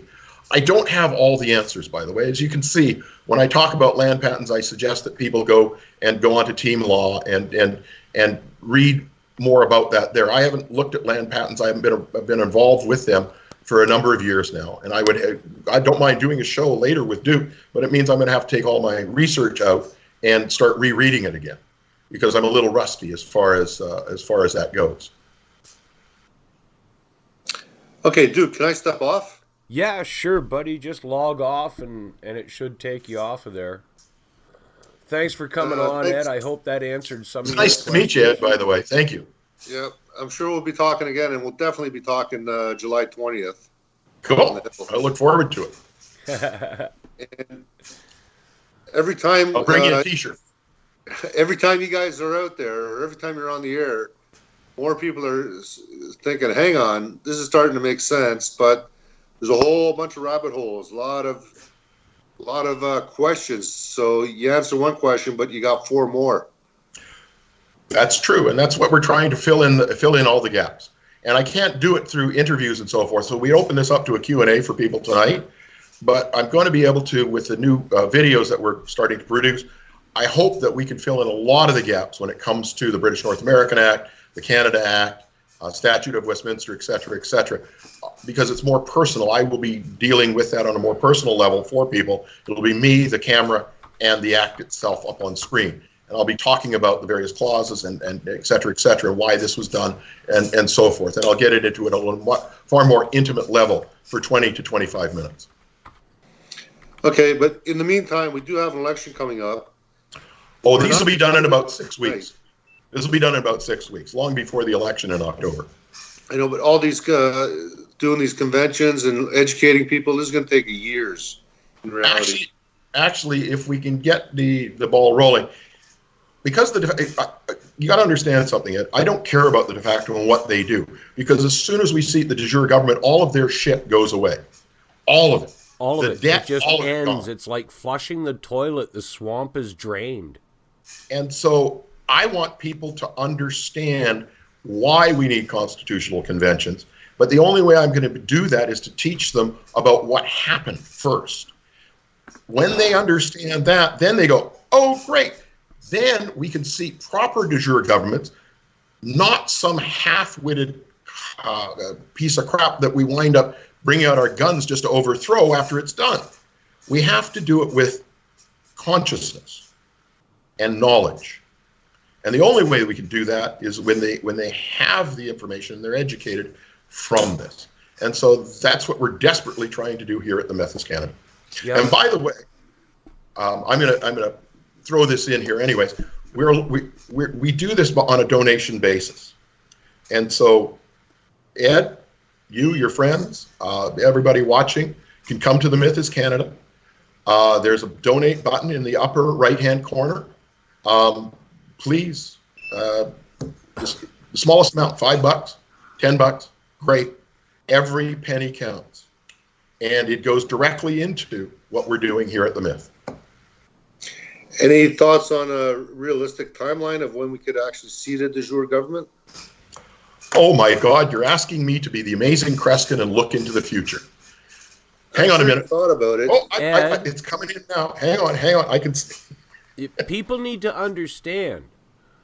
First, we need to seat de jure governments in all 10 of the independent countries that we euphemistically and incorrectly refer to as provinces. All 10 of what we call provinces, which are really, as of 1931, Unidroit document I showed you a couple of weeks ago, they all signed on independently over a 30-year period. Why? Because under international law, they're free, standalone, independent countries. Here in Canada, the lie of the wizard behind the curtain has convinced generation after generation after generation that we're just part of a whole that doesn't really exist. So stop thinking about we're going to save Canada. There's nothing to save. We have to build Canada. And the first part of building Canada is building the 10 individual blocks that will come together to make the unified whole that we will call Canada. That means stop thinking about unifying the whole country. Work on your own little neighborhood. No, Ed, you're laughing. Work on your own little neighborhood. Get together with 5 or 6 of your buddies for a beer on a Wednesday night and talk to them about what parts of the Criminal Code of Canada would you want to keep? What parts would you want to get rid of? What parts of the government would you want to keep an unelected Senate? Would you want to keep 300 federal representatives or just 2 from each of the 10 independent countries? These are the things you've got to look at because these are the things we get to decide. We right now, in this day and age, we have the power of Benjamin Franklin, of all the fathers of the free United States that we sit back and think, who were these men that said, we the people? Well, guess what, Ed? You're one of those guys who has the chance to be part of the group that makes we the people into Ontario, the country, which then gets together with all the other 9 independent countries, and we create a real Canada, not the lie that we've been fed to for generations. We take that lie and we make it a reality. We do it. Nobody else can do it for us. And we start in our own neighborhoods, bud. Let me interject here for just a moment. Sure. Actually, there are 10 provinces that became sovereign nations, but there are also 2 territories that became sovereign nations. Yes. What's interesting is this, is it doesn't take all 10 of us or 12 of us to seat de jure governments all at the same time.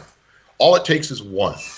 So if Quebec woke up tomorrow morning and said, wait a minute, the Parti Québécois has been lying to us for 50 years, we need to hold a constitutional convention and seat a de jure government, and they did it in 3 months, guess what happens to the federal authority? Poof. It becomes null and void. It has no authority in Ontario or any of the other provinces or territories. It's gone. So we're behind the 8 ball here in Ontario. They'll be screaming at me, Doug, what do we do? What do we do, Doug? Oh my God. Because the Ontario government can't stand. In law, it's de facto. We have anarchy. Wonderful. Anarchy is a wonderful thing. It means without rulers, not without rules. Remember that. Without rulers, not without rules. So we have anarchy. We have a time to then hold constitutional conventions and then seat a de jure government. So if the French guys beat us to it, we're behind the 8 ball. So what I suggest in the myth is that we all get together and we all start this process now, and let's get going. I mean, the Inuit up in the Northwest Territories could hold a constitutional convention tomorrow and seat a de jure government, which would wipe out Ottawa, wipe out Ontario provincial governments and all the other provincial governments that are tied to the federal authority. And they're small. They're only 80,000 people. They could do that real easy. Doug, let's go to PEI. PEI is the same thing. Small province. All it takes is the first one through the gate. As that's all it takes. It only but the whole takes idea, one pin to burst a balloon. But what I'm talking about here, and this is why I'm so adamant about teaching the people in general, everybody, and I don't care what color your skin is, I don't care what religious beliefs you have, I don't care whether you're a man, a woman, or somebody in between. It doesn't make any difference. We all need to come together and embrace the process and move forward because the only way we can defeat the parasites that be is to ignore the divide and conquer that they keep pushing on us and start embracing each other and start teaching each other what we need to do in order to end that tyranny. Any other questions, by the way? I'm trying to keep up with the chat rooms here. Both chat rooms are going pretty heavy right now. Okay. Well, in the YouTube chat room, Stan Ulch is saying constitutional convention in the U.S. is a big can of worms they don't want. They already have a great one that's being eroded by legislation. Stan, that's the whole point here in Canada. They have it in the States. We don't. Well, and the beautiful thing about the U.S. is they can reseat their republic under the Constitution in common law so simply. Yep. Go to Team Law. Ed. Take care, buddy. And read about it there. Ed. Team Law will explain how that process is done. And believe me, it's a wonderful opportunity for them. That's why we were doing Bamboozle, the reseat of the republic, because I figured I could tell 300 million people how to tell the U.S. government to de facto, because it's not de facto. It's a de jure government under Admiralty Maritime jurisdiction because the Constitution has 2 jurisdictions of law within it, common law and Admiralty Maritime. They just shifted it from common law into Admiralty Maritime in 1878, and they've been building ever since. Anyway, long story short, they have a much easier way of doing it than we do. What we need to do is much cleaner than what they need to do, okay? Their process it will take probably 10 years. Our process can take only 2 or 3. Our process is all about education so that we can actually do a constitutional convention, which would then can actually seat a de jure government. Their process is somewhat different. They actually have to go through the process of restructuring their electoral process down there, back to the original common law way of the elections.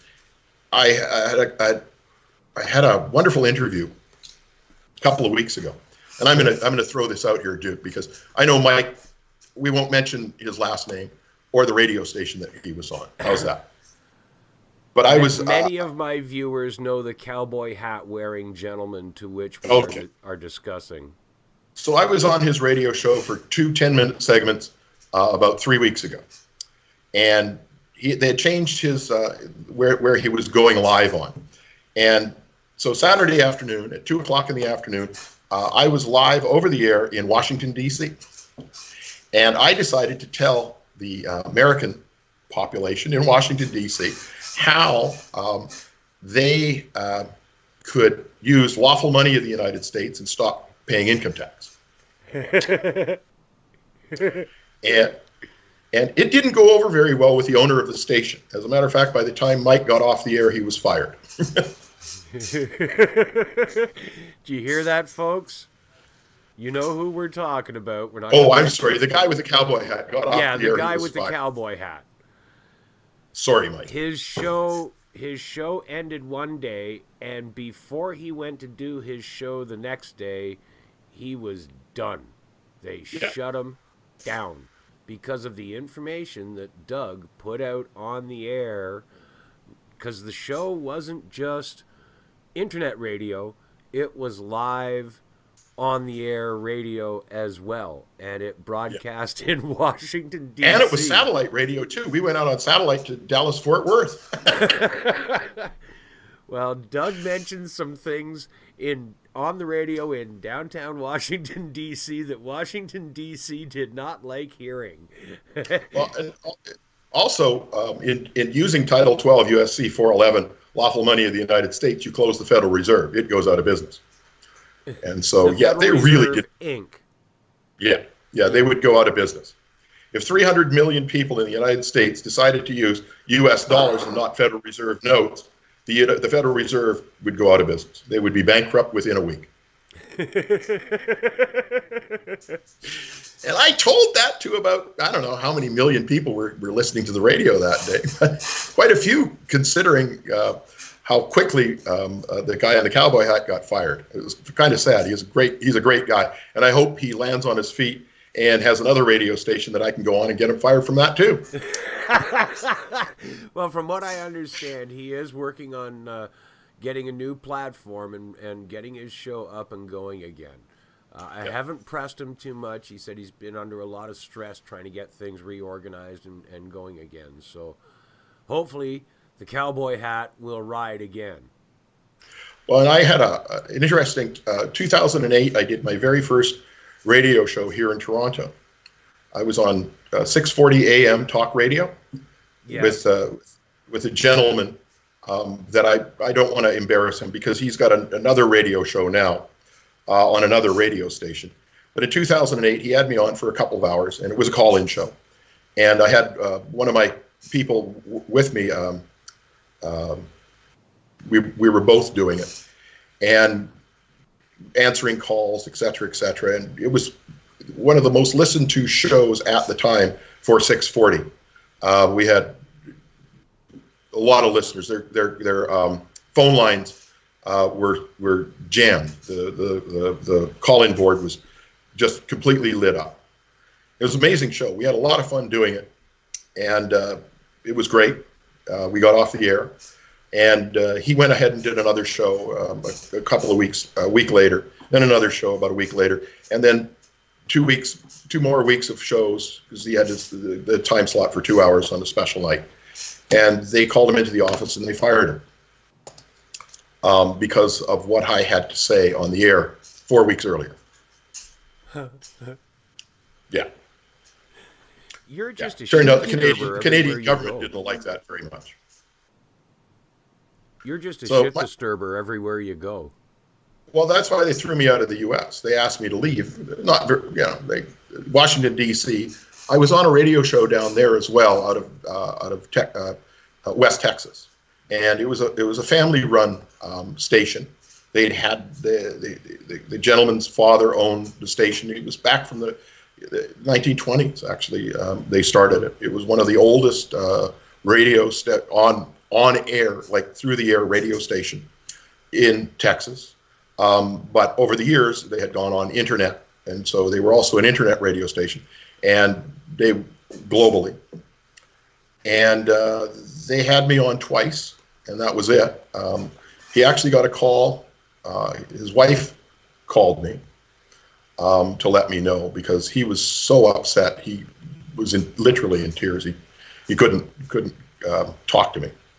But the head of the Republican Party in Washington, D.C. under George Bush called him up and said that if he ever put me back on the air again, they would pull his license.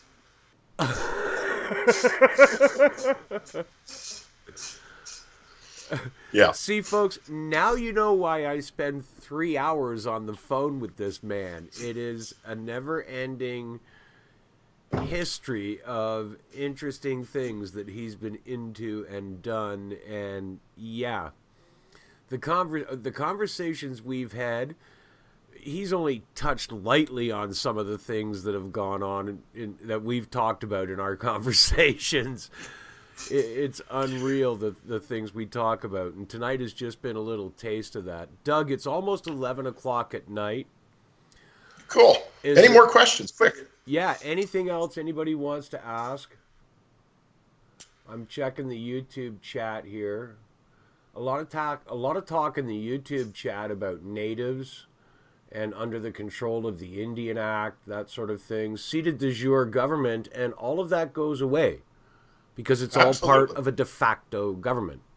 And I've spoken to various native people over time, both in the U.S. and Canada. And I said, look, you're not excluded. As a matter of fact, you get to be a party to the constitutional conventions. You get to write put your stuff into the Constitution, things that you want. Yeah. I mean, everybody does. We all do. It has to be inclusive. And so when the white guys, they have white privilege and all this crap, or all this stuff, Black Lives Matter, all this stuff is all about cultural Marxism and divide and conquer. We need to embrace each other. We've got to stop this BS that they keep driving us apart. All of this libtard diversity bullshit is causing us as a society to break up, when we need to come together to defeat these animals, these parasites, this cancer that is upon us. I mean, I can't be more adamant than that, I guess. Well, not unless you get like me and drop the F-bomb every 4 words. Oh, I try not to do that. I did use a little slang there. See, that's where we're a good match. You can appeal to the blue-haired ladies in the suits and ties. I can appeal to the dock workers and the machinists and the truck drivers. My father was a foreman on the docks. He was a longshoreman. So I didn't come from a gold spoon in my mouth. Silver maybe, but not gold. And after all, silver is the money of the working class. Oh, we have a question here in the Facebook chat. I haven't even read it yet. Hey, Duke, I have a question for Doug. In all this de facto government, what does it mean for things like women's liberation and the gay rights, etc.? I can answer that real quick, Doug. It all depends on what you put in your constitutional convention. Go ahead. It's not what you put in the Constitutional Convention, what you put in the Constitution. And those things can all be recognized. But here's the thing. Gay rights, what are you talking about? Why should they have more rights than we have when all people have unalienable rights, period? Bingo. There are no extra rights. Extra rights are created through this crap that elevate people above everybody else. Why? Yeah. Why are we not all equal? Yeah, why Men gay and women. need- why If do gay a people man need wants to rights have that I sex don't with another have? man in his own private, exactly. But if a man wants to have sex with another man in his own private bedroom, why does he need rights to do that? I'm sorry. Why? Doesn't make sense to me. If a man or a woman wants to change their sexuality through operations, that's their business. It's not my business. It's not my business that I have to pay for it. Yeah, exactly. But that's yeah, also that was my next point is you want to go and have a sex change operation, go right ahead, but my Ontario healthcare ain't going to pay for it. well, nor should it. Exactly. Nor should it. Those are individual decisions being made by the individual. Yeah. And if they want to do it, why? The same thing with abortions. If a woman wants to have an abortion, why do we have to pay for her mistake? That's her mistake, not mine. Or I shouldn't say hers. It's her and her partner's mistake, not ours. We shouldn't have to pick up the tab for her not taking a contraceptive or having her male friend put on a condom. Now, there are certain circumstances where abortions, I believe the state should pay for, and those circumstances would be rape. Yeah. Yeah, that's about it. I could see where if it was a medical situation where if you maintain the pregnancy, it's going to cause either problems for future pregnancies or cause death, that sort of thing. Then but here's the thing. But if you're healthy and able to carry a child to full term and you get pregnant by accident, you broke the glass and spilt the milk, you deal with the mess. Well, and that's just it. And we shouldn't have to pick up the tab for that. We can put in constitutions, a clause in the Constitution, if people want to have income tax, they can have income tax in the Constitution. But they can also say with that income tax, there will be a very tight rein on any politician that they can't just throw this money around to get themselves reelected. Yeah. That it will go specifically for certain things and only for those things, period. Because that gives us the power. It's our power. Not theirs. That's the problem here in Canada, is that we've never had that power. We've been lied to and led to believe that we have that power, but we really don't. And we've never, ever had it. It's not like we can regain it or take it back. It's never been there. We have to go right back to square one and start from the foundation up in order to build this country. Well, and this is why I'm so adamant upon the individual and the unalienable rights of those individuals, of all of us. In other words, we all stand equal under the law. So if we're going to do a convention to create a constitution, we all have to do it if we're going to be equal under the law. Period. Yeah. There is not going to be more rights for one and less rights for another, because as soon as you give one group more rights, then the other groups get less rights. Yep. How fair is that? Yep. As soon as you tell one group they don't have to wear a motorcycle helmet or they can carry a concealed weapon, guess what? You make the rest of the population a second-class citizen. Correct. You elevate one segment of the society above laws that control all the rest of the society. You just created a class society. Correct. Exactly the opposite of what our country is supposed to be. Correct. Anyway, I guess it's 11 o'clock. Do you know where your children are? Well, it's 2 minutes to. Do you have time for one more question? Let's see what we've got here. I'll take a quick look through the chat rooms. Do we have the means? Do we have the means? Shiner in the YouTube chat room has asked. This is a good question, Doug. This actually, you can delve into fiat currency and real currency. Do we have the means to use lawful money here in Canada? No, we do not have remedy for that. And that's because we never had a de jure government in the first place. in the United States, they do have, even today, under the Constitution, it's de jure. Even though they unseated the Republic under the common law, and they moved it to the second jurisdiction of law within the Constitution, which is Admiralty Maritime. In order to get the Federal Reserve and income tax involved in the U.S., they had to create remedy. And remedy for them was Title 12 U.S.C. 411. And Title 12 U.S.C. 411 reads that you can go into any Federal Reserve Bank or the United States Treasury and take your Federal Reserve notes and exchange them for lawful money of the United States, U.S. dollars.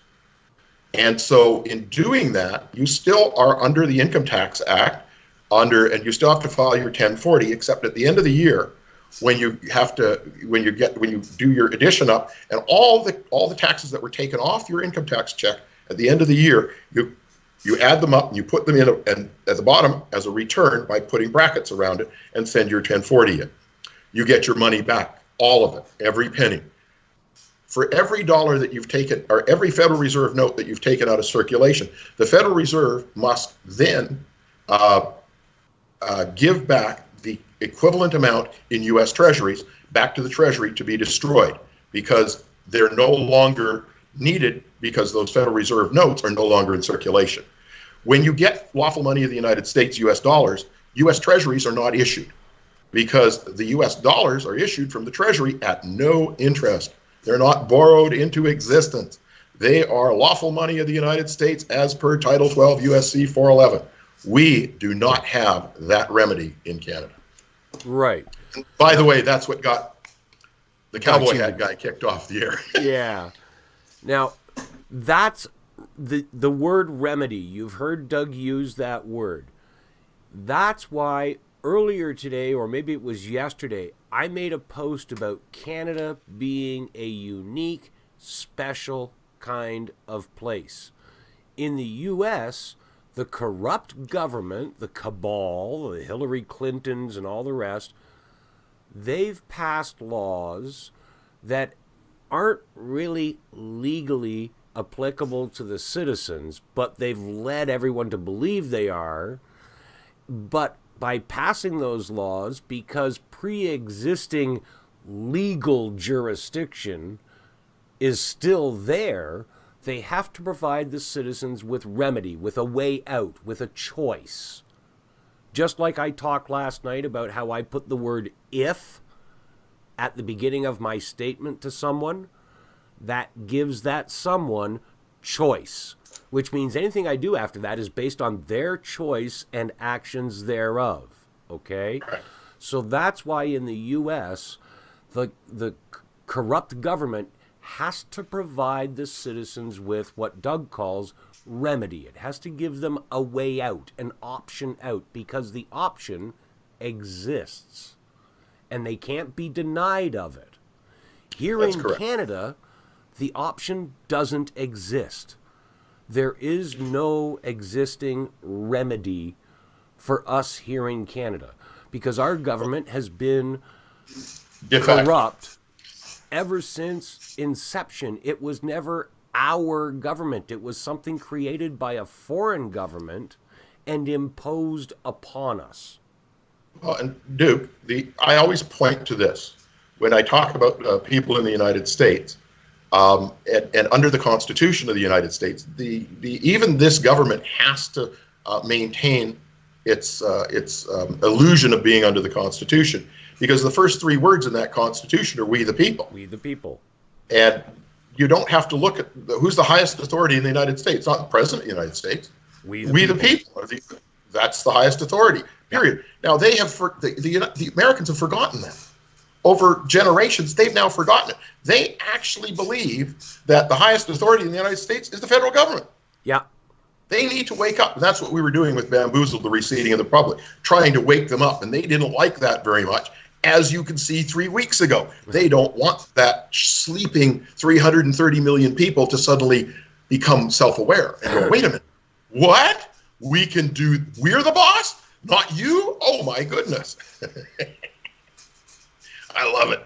Yeah, so do I. It's an amazing time to be alive. It really is. Anyway, So that's it for questions. I think so, Doug, at least for tonight. Okay. Oh, wait, does Doug have a constitutional model in mind? I read the Venezuelan one, and it is for the people 100%. Viking, yes, he does. That's one of the things he's going to be covering in the series of videos that he's producing. No, we won't be covering a model. If people want a great model for a constitution, one of the greatest constitutions ever written is the United States Constitution. It's all over. You could cut and paste it. You can go on to Avalon.org and download it there. You can put it into a PDF. You want to understand what a republic, because they're not a democracy by any stretch of the imagination. They're the great U.S. democracy. The founding fathers, that's why the word democracy doesn't appear in the Constitution of the United States, is because they were 100% against the democracy. What's his name? Madison said that all democracies end in tyranny. Yeah. James Madison. Yeah. All democracies end in tyranny. When Ben Franklin came out of the Constitutional Convention after it was over, he was stopped on the street by a woman who said, "Well, Ben, what do we have? A monarchy or a republic?" And he said, "We have a republic if you can keep it." And if you can keep it. If you could keep it. And they, of course, the parasites that be don't want a republic because it ties their hands. So if you really want to see a great example of a constitution, it has its weaknesses as well, but it's one of the better examples of a constitution today than anything else that's out there. And it's the United States Constitution. Have a read through it. It's a wonderful read. I've read it probably 2 or 3 dozen times myself. There you go, folks. Any other last minute questions? I'll tell you what I am going to do. I have a video. I forget the title of it. It's a video I found on YouTube, and I've posted it on my Facebook channel a couple of times, and it describes the differences between dictatorships, fascism, democracies, republics, the left and right of the political spectrum. What is now being called fascism isn't really, it's a form of communism, but it's a really good, about a 18 to 20 minute video, and I'll play it tomorrow night during my CPR shows. So everybody that's watching tonight, tune in tomorrow night, and about halfway through I'll introduce it and we'll walk through it and talk about it a bit, but I'll play it tomorrow night. It's a really good explanation of the differences between a democracy, a republic, an oligarchy, all of these different methods of governing, and you'll be able to watch it and go, wow, that's China. Wow, that's Russia. Wow, that's South America. Because it becomes very, you'll watch this and go, geez, that's Mussolini in Italy. That's exactly what happened in Italy. By the way, the Russian Constitution, if you can find an English version of it, is also something there. It's a work in progress right now. They have not finished that constitution. They are still recovering from all the crap that went through. I mean, don't forget, they were under communist rule for what was it, 80 years, and then they were under oligarch rule with Yeltsin and etc. For a number of years as well. It wasn't until Vladimir Putin took over and they've actually done a couple of amendments to the Constitution, well, more than a couple, under Putin and so forth, to make it more user-friendly for the population. Now, it's a learning curve for them, simply because they don't have the experience that the United States and Canada and we in the Western world have. What's happening in Russia is, though, they're now moving to a far freer society as our societies are getting tighter and tighter and more enclosed and more communistic. So they're moving away while we're moving towards.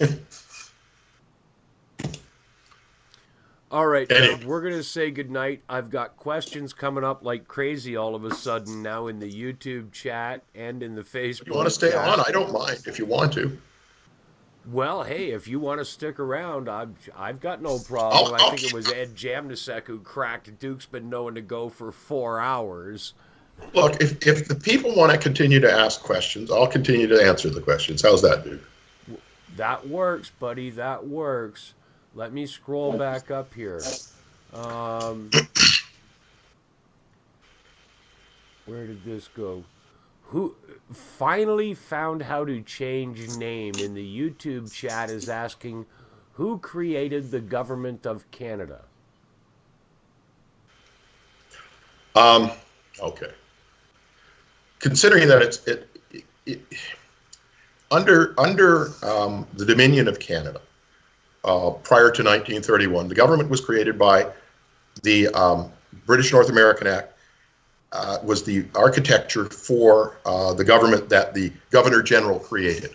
So the Governor General created the government under the Dominion of Canada, with the architecture being the British North American Act. After 1931, it became what they call a pseudo-government, or a fake government, or a pretend government, because it never actually was a government. To this day, it's not a government. And that's the problem that we have with de facto. What we have is a corporate entity pretending to be our federal authority. It's also a corporate entity pretending to be our provincial authority. The city of Toronto has a corporate entity pretending to be the government of the City Council of Toronto. So the reality is we don't have a government de jure. It is a pseudo-government, or an illusion of a de jure government being de facto. Does that help answer the question? Well, it answers it for me, but I understand that what we're looking at is smoke and mirrors, a magician Correct. show. Ed Jamnisek is asking, question, any idea about the grand jury cases won in Quebec? I'm not familiar with them, so I can't. I had a very nice conversation with Jeff Fortin a number of weeks ago, the gentleman that put together the grand jury stuff. And he's an interesting character, very nice man, from Quebec, living in British Columbia. And he talks extremely fast, with a very heavy Quebecer accent. But I understood everything that he was saying. He asked me if I wanted to join him in his quest. He wanted to know if I wanted to be a lieutenant governor of one of the provinces, that he could make me a lieutenant governor, and I declined. And I went through the material, and I've looked at what he's done and what he's designed, and I find it interesting, but I find it lacking. And that's all I'll say on that topic. Okay, fair enough. Stan Ulch is asking, when will we be seeing your documentary coming out? As soon as you send them lots of money, Stan. Go to themythiscanada.ca, and on the upper right-hand corner, there's a donation button. It'll bring you to the donation page. And like I say, any amount is great. And that's what we're looking to do. It's better that we take this, because I believe that people who will donate to get this project done will have a stake in making it theirs. It's not my project, it's our project. And my contribution to this project is to create it, is to do the research. 12 years of research I've done on this project. And to create the avenue to get this project up and running and then done. I cover, so far I've covered all the costs to date of everything that we're doing, minus a few minor things. We've had about $1,000 worth of donations so far this year, and about $3,000 worth of donations last year. Regrettably, that kind of money really doesn't go very far. Just the cost of keeping the website up and running. We're running 2 websites now, both the Myth is Canada and Nephilim Film. And we're about to do some expansion work on the website, the Myth is Canada website, and some rebooting on the way that the pages are structured, so it makes it easier for navigation for people to come to. And so, yeah, I mean, donations, it's difficult enough as it is, but if we can get the donations in this year, we'll get the movie done. If. So themythiscanada.ca, upper right-hand corner, donation button. Please help us. Thank you.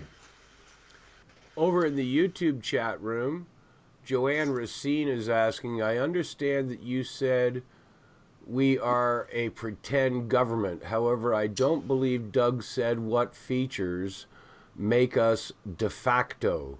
It is not solely based on the fact that it's a corporate entity. I can answer that fairly simply. We're de facto because in 1931, the British government, which created our government, we didn't, the British government did, they passed the Westminster Act, which terminated their government, leaving it up to us to create a government. And in 1931, our government decided not to tell us about that and just left us in the dark and has been feeding us bullshit ever since.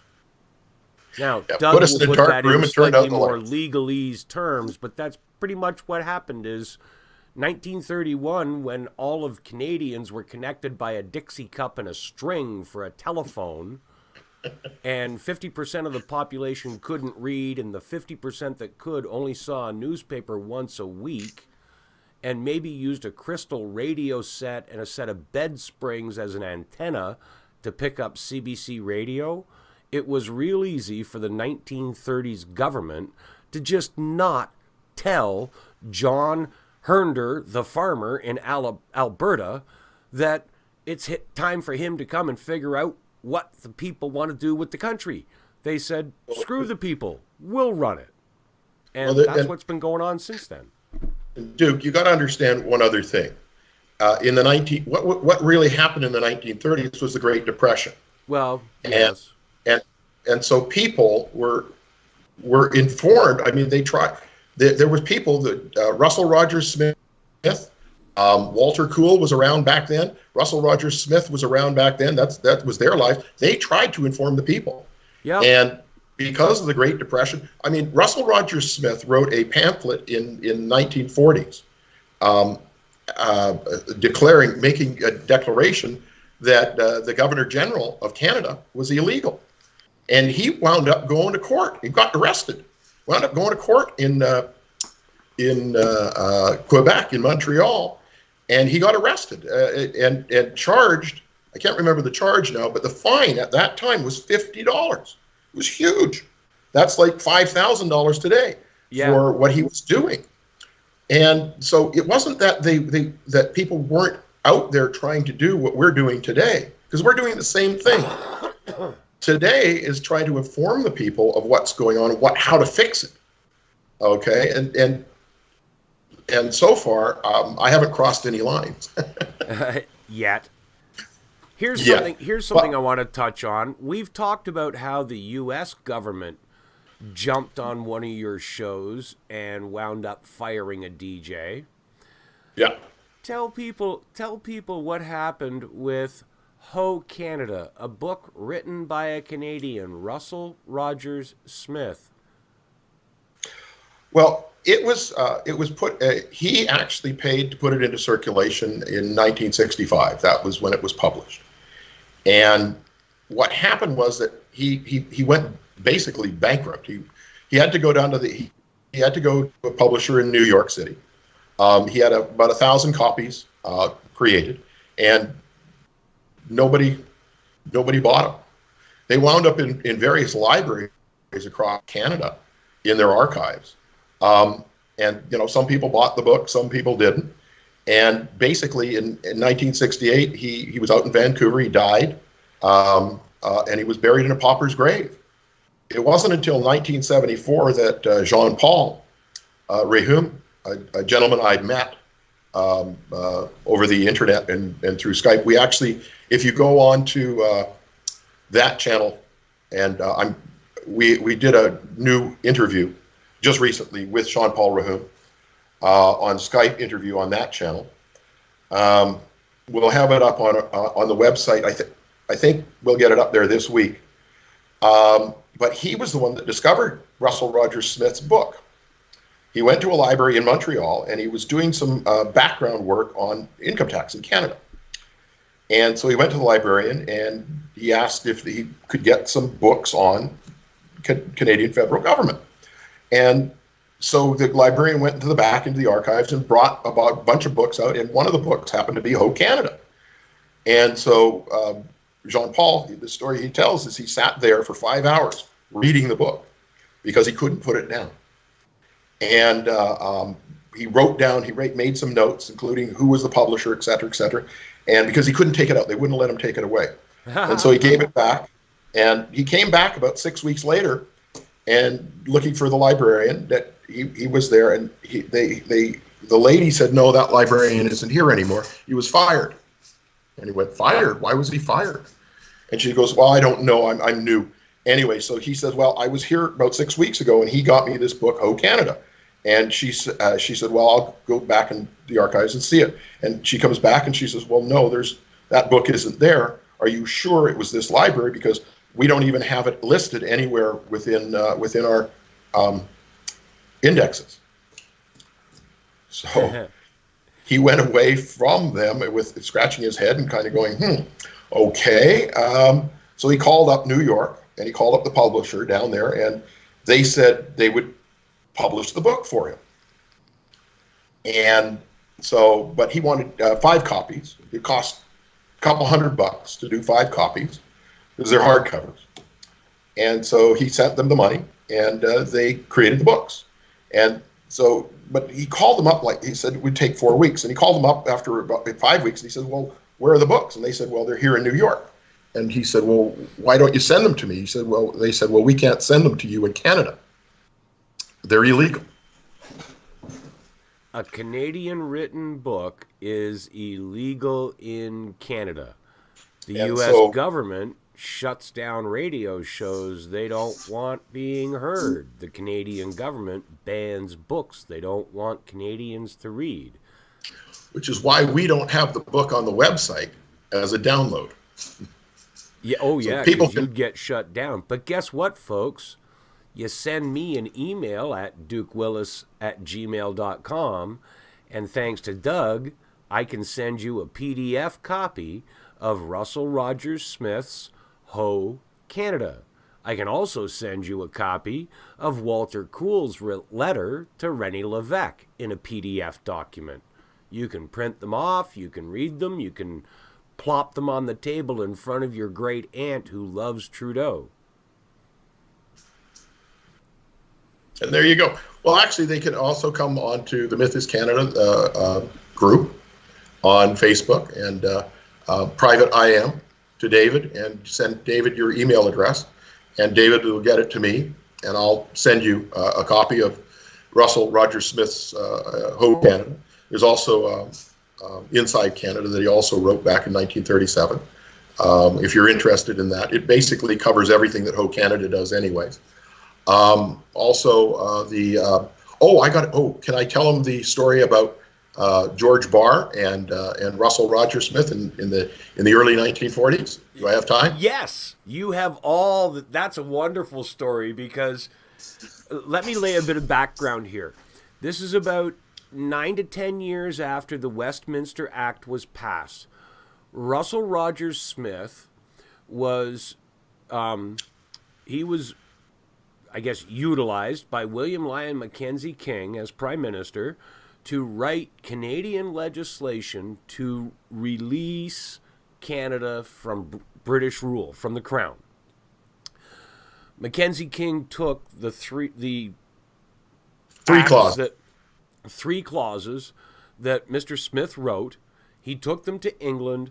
They were included in the British law known today as the Westminster Act of 1931. Those 3 clauses were included in a foreign country's law verbatim, exactly as they were written. Okay, now think about that. Think about that. Think about what would happen today if the United States showed up and said, here's 3 sections of law we want you to make Canadian law. And the Canadian government says, okay. That's what the British government did with Canada, okay?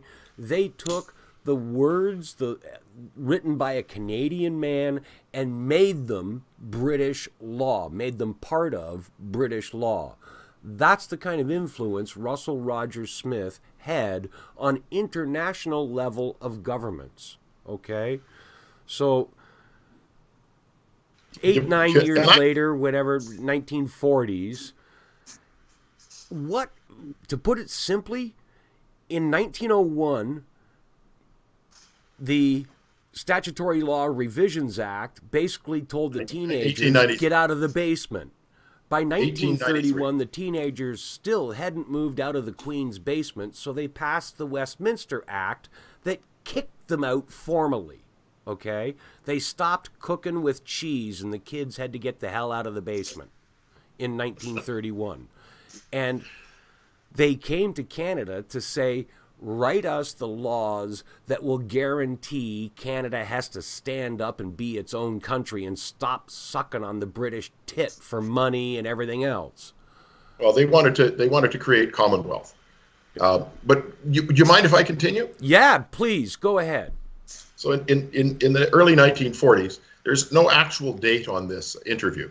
A gentleman by the name of George Barr, who was the King's Counsel for Canada, very high up dude, met with Russell Rogers Smith in Montreal and interviewed him on the record. In other words, they had a person taking all the conversation down verbatim. And basically, the reason that George Barr wanted to talk to Russell Rogers Smith, was because, as Duke said, he's the man that wrote these clauses that went into the Statute of Westminster, and he wanted to from the horse's mouth, understand what they were about, precisely what they were about, not interpreting them.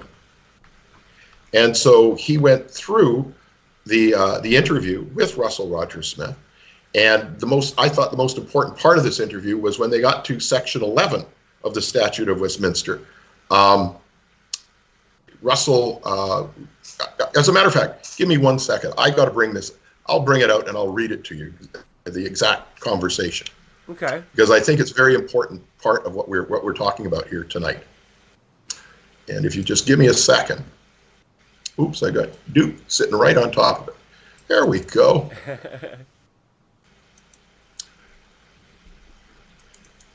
So, come down to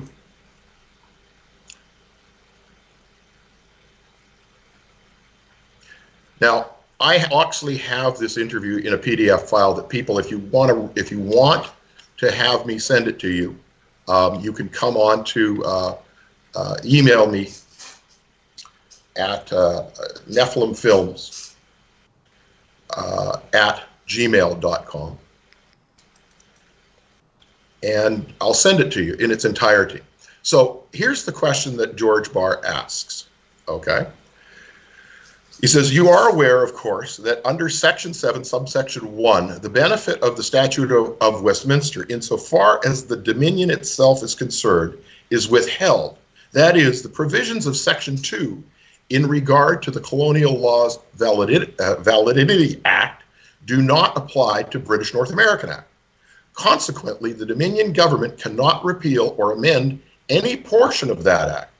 Is it not fair to say that insofar as the Dominion is concerned, the Statute of Westminster left us in exactly the same position as we were before? That is, insofar as the Dominion Parliament is concerned.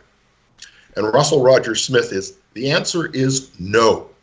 The British North American Act is a statute of the Imperial Parliament creating an ancillary body to aid and advise the Governor General, letters patent.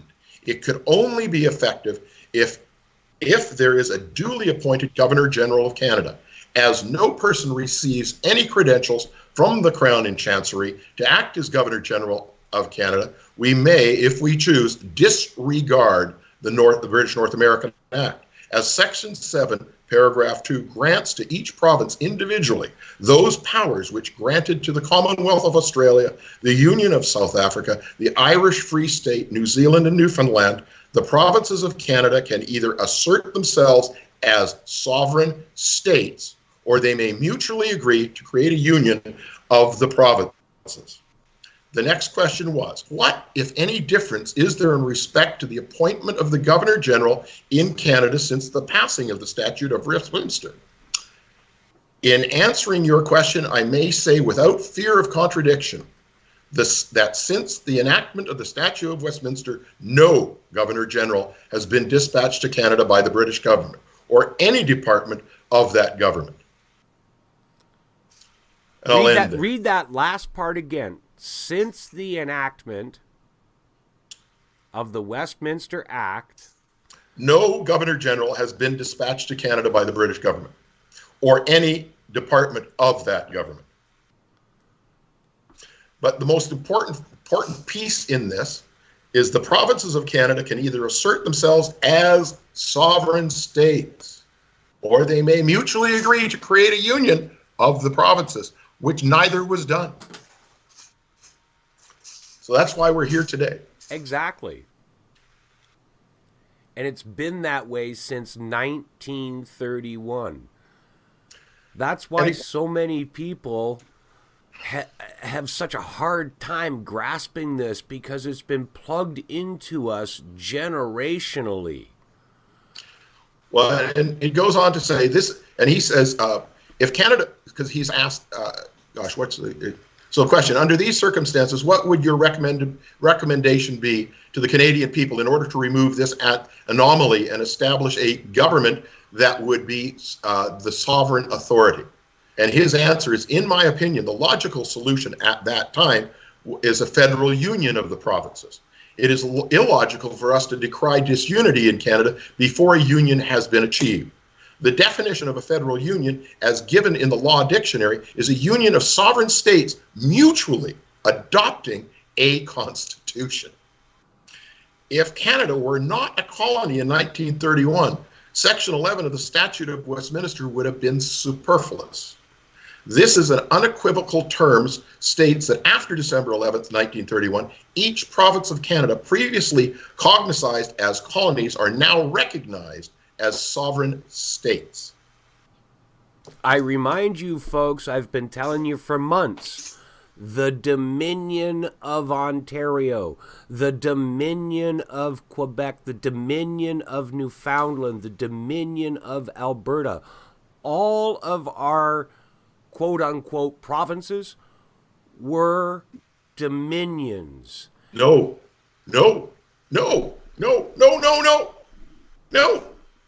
I'm sorry to say, no. The Dominion of Canada was the corporation sole, the land, all the land of Canada, all of it, okay, was in that corporation sole. Even though there were provinces under the Dominion with provincial governments run by the lieutenant governors, they weren't dominions. The whole entity was the Dominion. When the Dominion of Canada ceased to exist, all the provinces went back to their original state of sovereignty. Cool. They dissolved the Dominion. That's why there is no Canadian government. There is no federal authority. That's a fiction. Doesn't exist. You now see that, dude? Yeah, no, I understand that, but I was under the impression that at one point in time, the provinces were not dominions, ever. No, they were part of the Dominion. No, they were part of the Dominion. They were never dominions, ever. 1867, they went from being... Prior to 1867. Prior to 1867, there were only 4 provinces. But weren't they dominions? No, not at all. The Dominion of Canada didn't come into existence. They were called Canada. That's what they were called, Canada. The Corporation Right. Seoul at that time was known as Canada. After 1867, the name of that Corporation Seoul was called the Dominion of Canada. That's where the Dominion came out because of the British North American Act. If you read the British North American Act, it was to constitute a Dominion. Okay. 'Cause In see, other words, I'm going all the back to colonies. I'm going back to my grade school years where we were told back when Ontario had its own flag and everything, we were told again before the Maple Leaf flag. I'm that old, right? I know. Back then, we were told Ontario was a dominion, the Dominion of Ontario. Yeah, they were lying to you. Now, see, that's why I had thought when the Dominion of Canada was dissolved, at the same time, dominions of the individual provinces were dissolved. Were dissolved, thereby equally freeing the provinces and the confederation of them. The provinces were only colonies. They were never part. They were part of the Dominion of Canada as colonies, and that's the beautiful part of when you look at the 1889 Interpretations Act. Dominion means colony. Right. So the Dominion of Canada was a collection of colonies, plural. Each province was part of the Dominion, and as a whole, it was a colony known as the Dominion of Canada. Okay, so the concept that I was fed in the 1960s that each province was a dominion, that's not accurate. It doesn't really change anything in the final outcome, but it's not accurate. And in all likelihood, they called it the Dominion of Ontario because they didn't want to call it the Colony of Ontario. Okay, yeah, that would make sense, because if a dominion is a colony, then vice versa, a colony is a dominion. Correct. I can see where a de facto government would twist the words that way. Let's face it, you know, before the Maple Leaf flag, and I'm old enough, I remember when the Maple Leaf came out, this is our new flag, right? Yeah. Before then, patriotism was on a provincial level. Like, as much as you loved Canada, you were from Ontario. Yes. Oh, yes. I remember because I grew up in Vancouver, British Columbia. Yeah, so the same thing in BC. California of Canada. And if you came from the East Coast or the Eastern Canada, Ontario or Manitoba or Quebec, we always looked down our noses at you back then. Oh, you're a landlocked. You don't know it. But we love the people from Newfoundland and Nova Scotia, but they never had to come to British Columbia because they already had the ocean. They had the Atlantic, we had the Pacific. Any other questions, Jim? Let's just have a quick look here.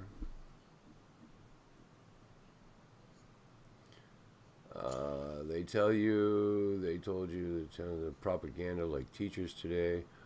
Open borders and a prime minister that is exempt from prosecution has made it bad enough to start asking a guy.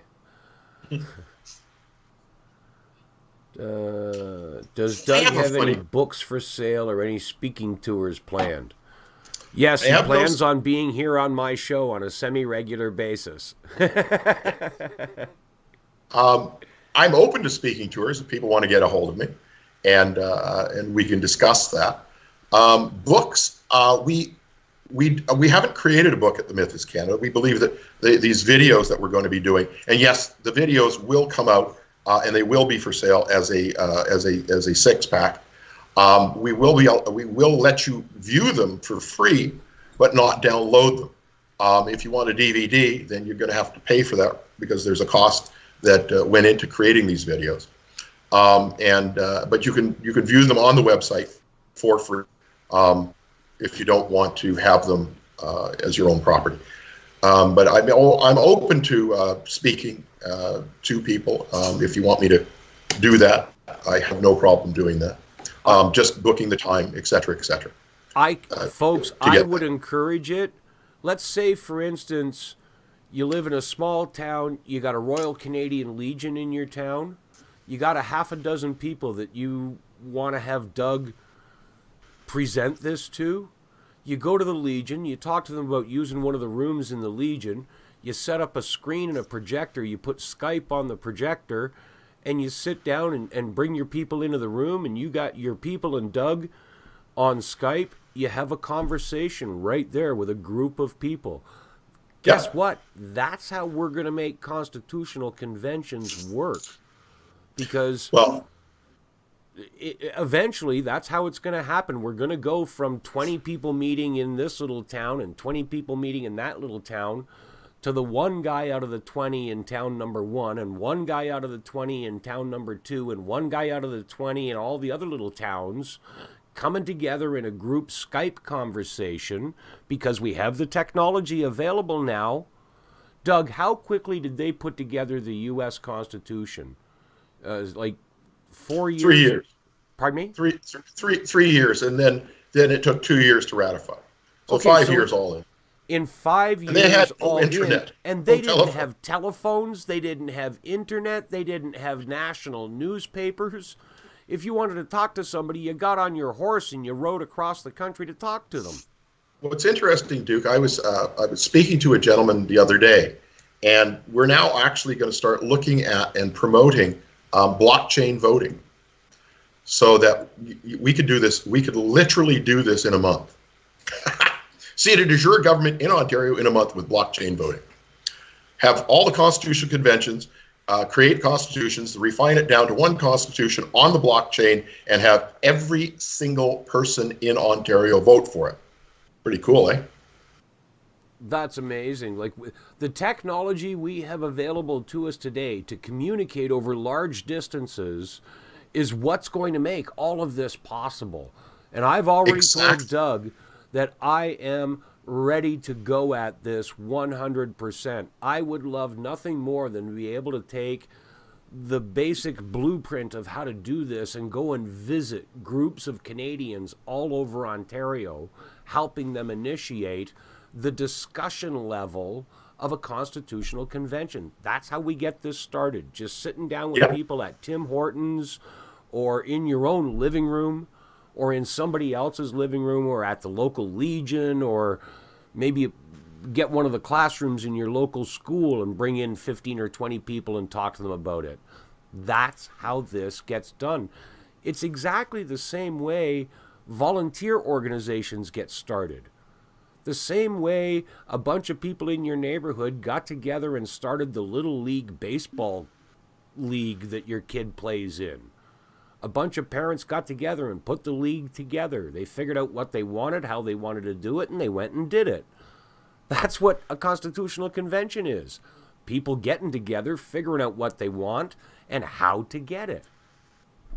How to achieve it. Yeah. Anyway, but as far as books, we if you're interested with the Russell Roger Smith stuff, you can email me at nephilimfilms@gmail.com, and I'll send you a copy. I don't charge for that. We will be getting in swag, some T-shirts, ball caps, et cetera, that will be for sale on the website probably within the next month or so, with our logo of the Jolly Canuck, with the Canadian flag with the Jolly Roger coming through it. We call it the Jolly Canuck, and the mythiscanada.ca on it for T-shirts and ball caps. Doug, by the way, folks, Doug has given me permission to use the Jolly Canuck, the Canadian flag with the Jolly Roger emblem bleeding up through it. He's given me permission to use that, so I'm going to start using that in my shows, especially in my Politically Speaking show on Saturday nights. I'm going to incorporate that into my intro. Well, I also last year I made a bunch of stickers with that. So we've got some large ones, and I'm going to be doing a reorder on that, and we'll have them up on the website as well, so that people can grab those as well. They're really cool. The small ones you can. We'd hold a meeting downtown for producer meeting, and then we all took the subway home, and so on all different directions. So we used to put them all throughout the subway in downtown Toronto, stick them everywhere, just because it was fun. But I've run out of the small ones, so I'll be ordering those probably in the next week or so, and we'll put them up on the website so people can buy, I don't know, 24 of them, and then we have bigger ones that are. Hang on a minute. I'll go show you on camera what we've got. Hang on. Okay. I hope you folks have enjoyed this show. I've had a lot of fun sitting here talking with Doug and reading your questions. I really hope you've enjoyed this, because I want to bring Doug back in again, maybe next month. He's really busy, but I want to bring him back in again and do some more of this one-on-one question and answer. There you go. There's his big signs. That's the large sticker. I don't have any of the small ones handy. I'm here somewhere. Thought I did anyway. You just check. Oh.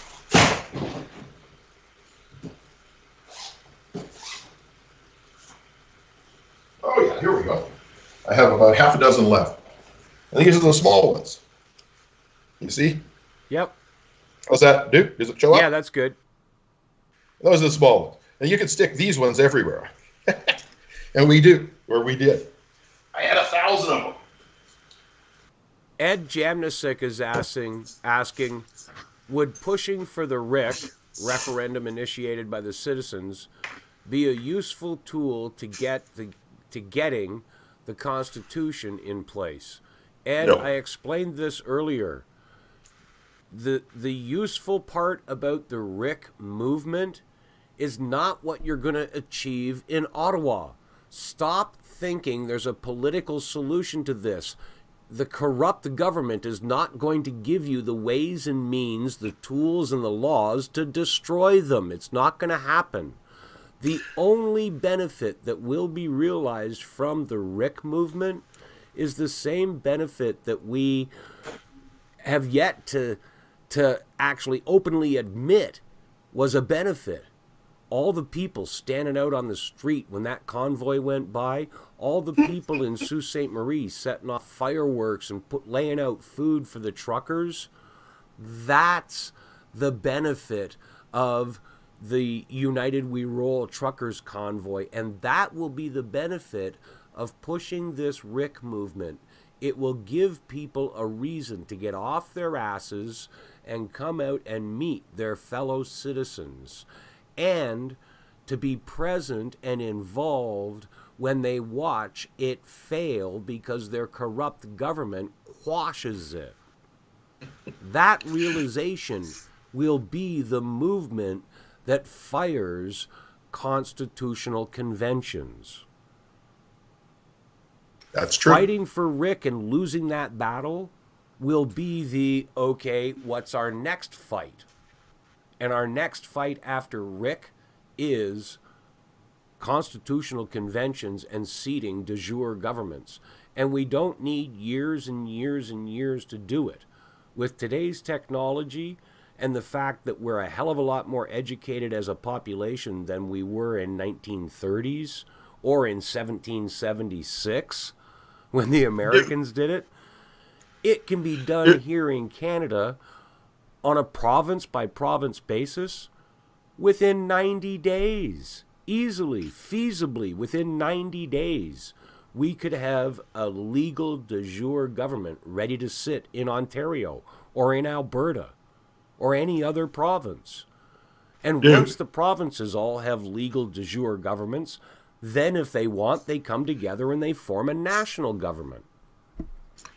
Duke, can I have a question that came in on my feed off of Facebook that David sent over to me. Yeah. He said that Blair Hetland has a question. He says, what authority does the law and the RCMP have on us under this de facto government?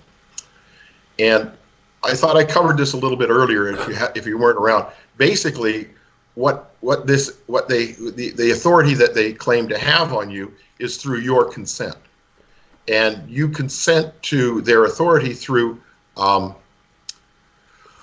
what we call the secret contracts.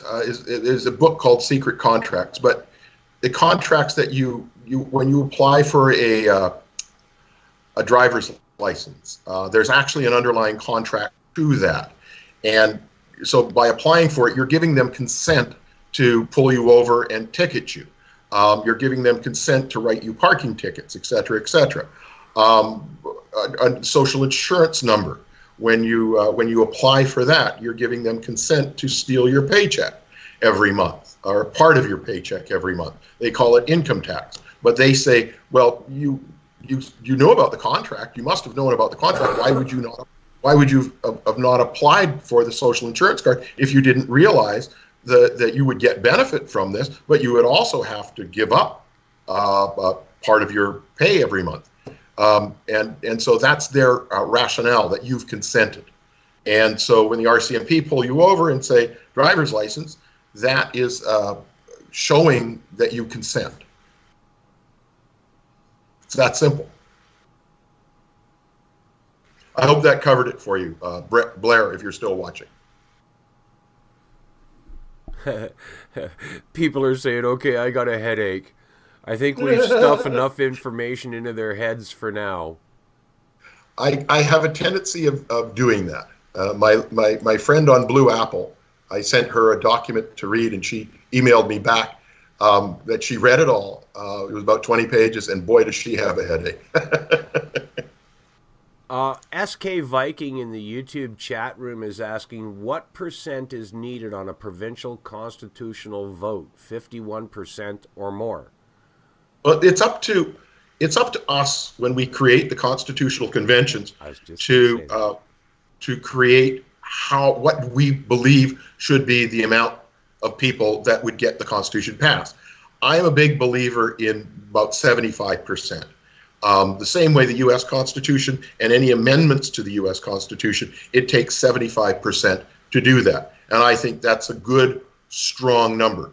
When you get 51%, you're really at a democracy level where your Constitution could be stealing the labor of the 49%, because you only need 51% to take away the rights of the 49%, which is not a good thing.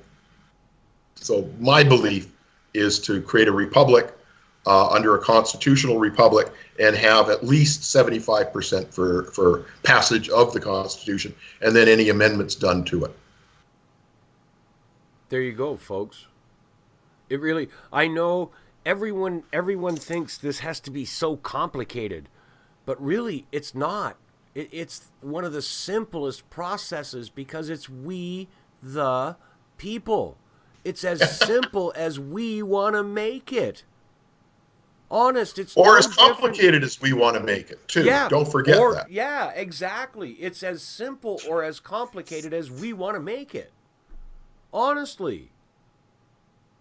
Like, if we decide, you know what, we don't want speed limits. The left-hand lane of the highway, there's no speed limit in that lane. Then that's what we write. That's the laws we choose. But we got to live with it, okay?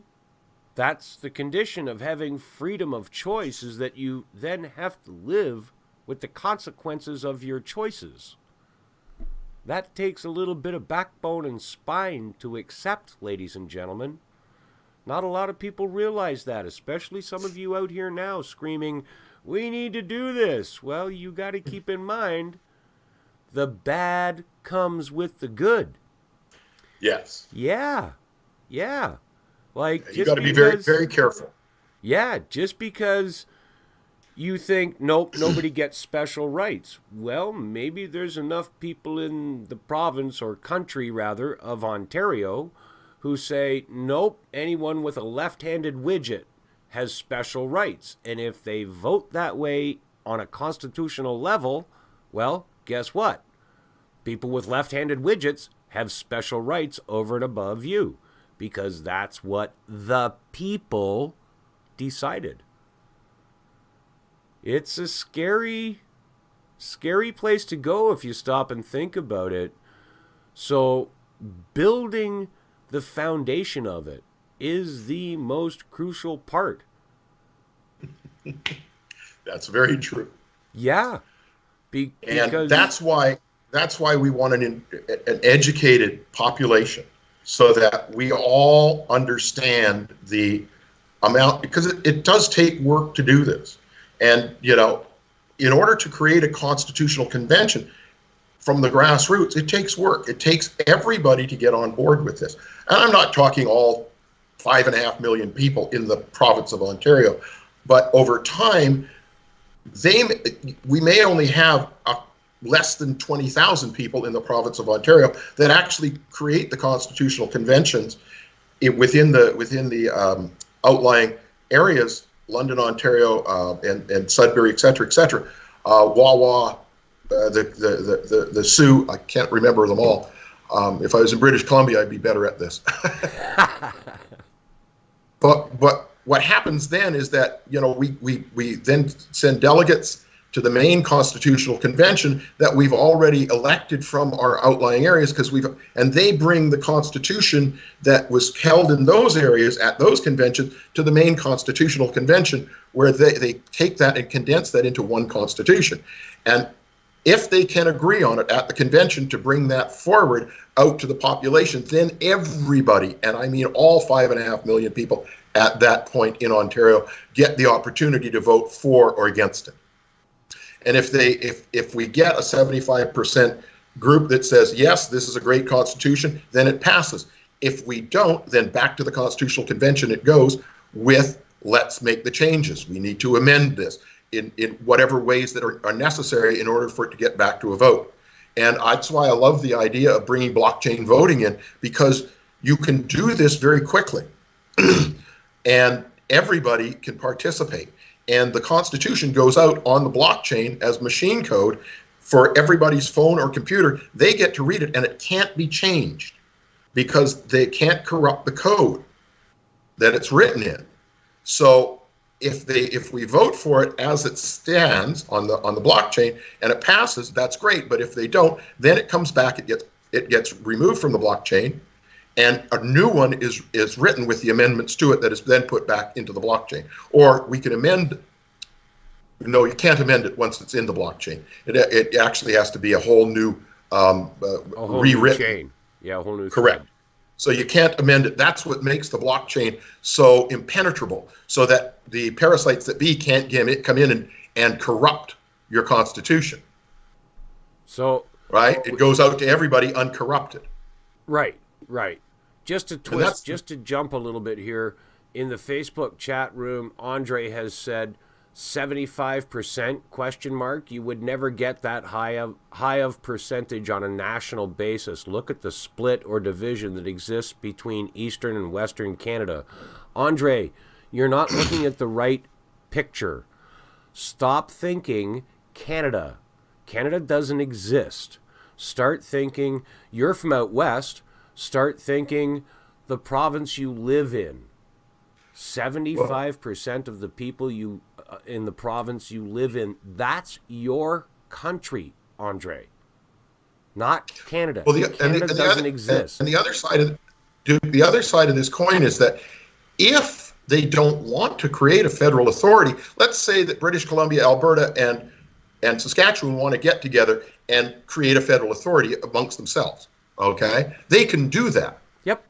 It doesn't have to be the whole 10 nations or 12 nations, including the territories. It doesn't have to be all of us to do the federal authority. If British Columbia and Alberta and Saskatchewan said, look, because British Columbia has these great ports and Alberta has this great oil and we have the wheat and Alberta has beef along with British Columbia, we want to create they could do a common trade a common trade agreement, like almost a free trade agreement, but a common trade agreement where they all agree to, okay, the wheat from Saskatchewan can go through Alberta at no charge and out to BC ports at no charge.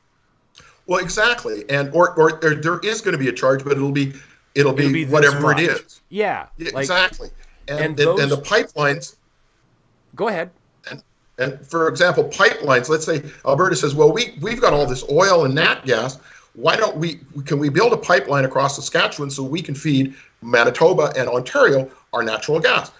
well, we make a deal with Saskatchewan that we get the right of way across their land, and Manitoba will then get natural gas.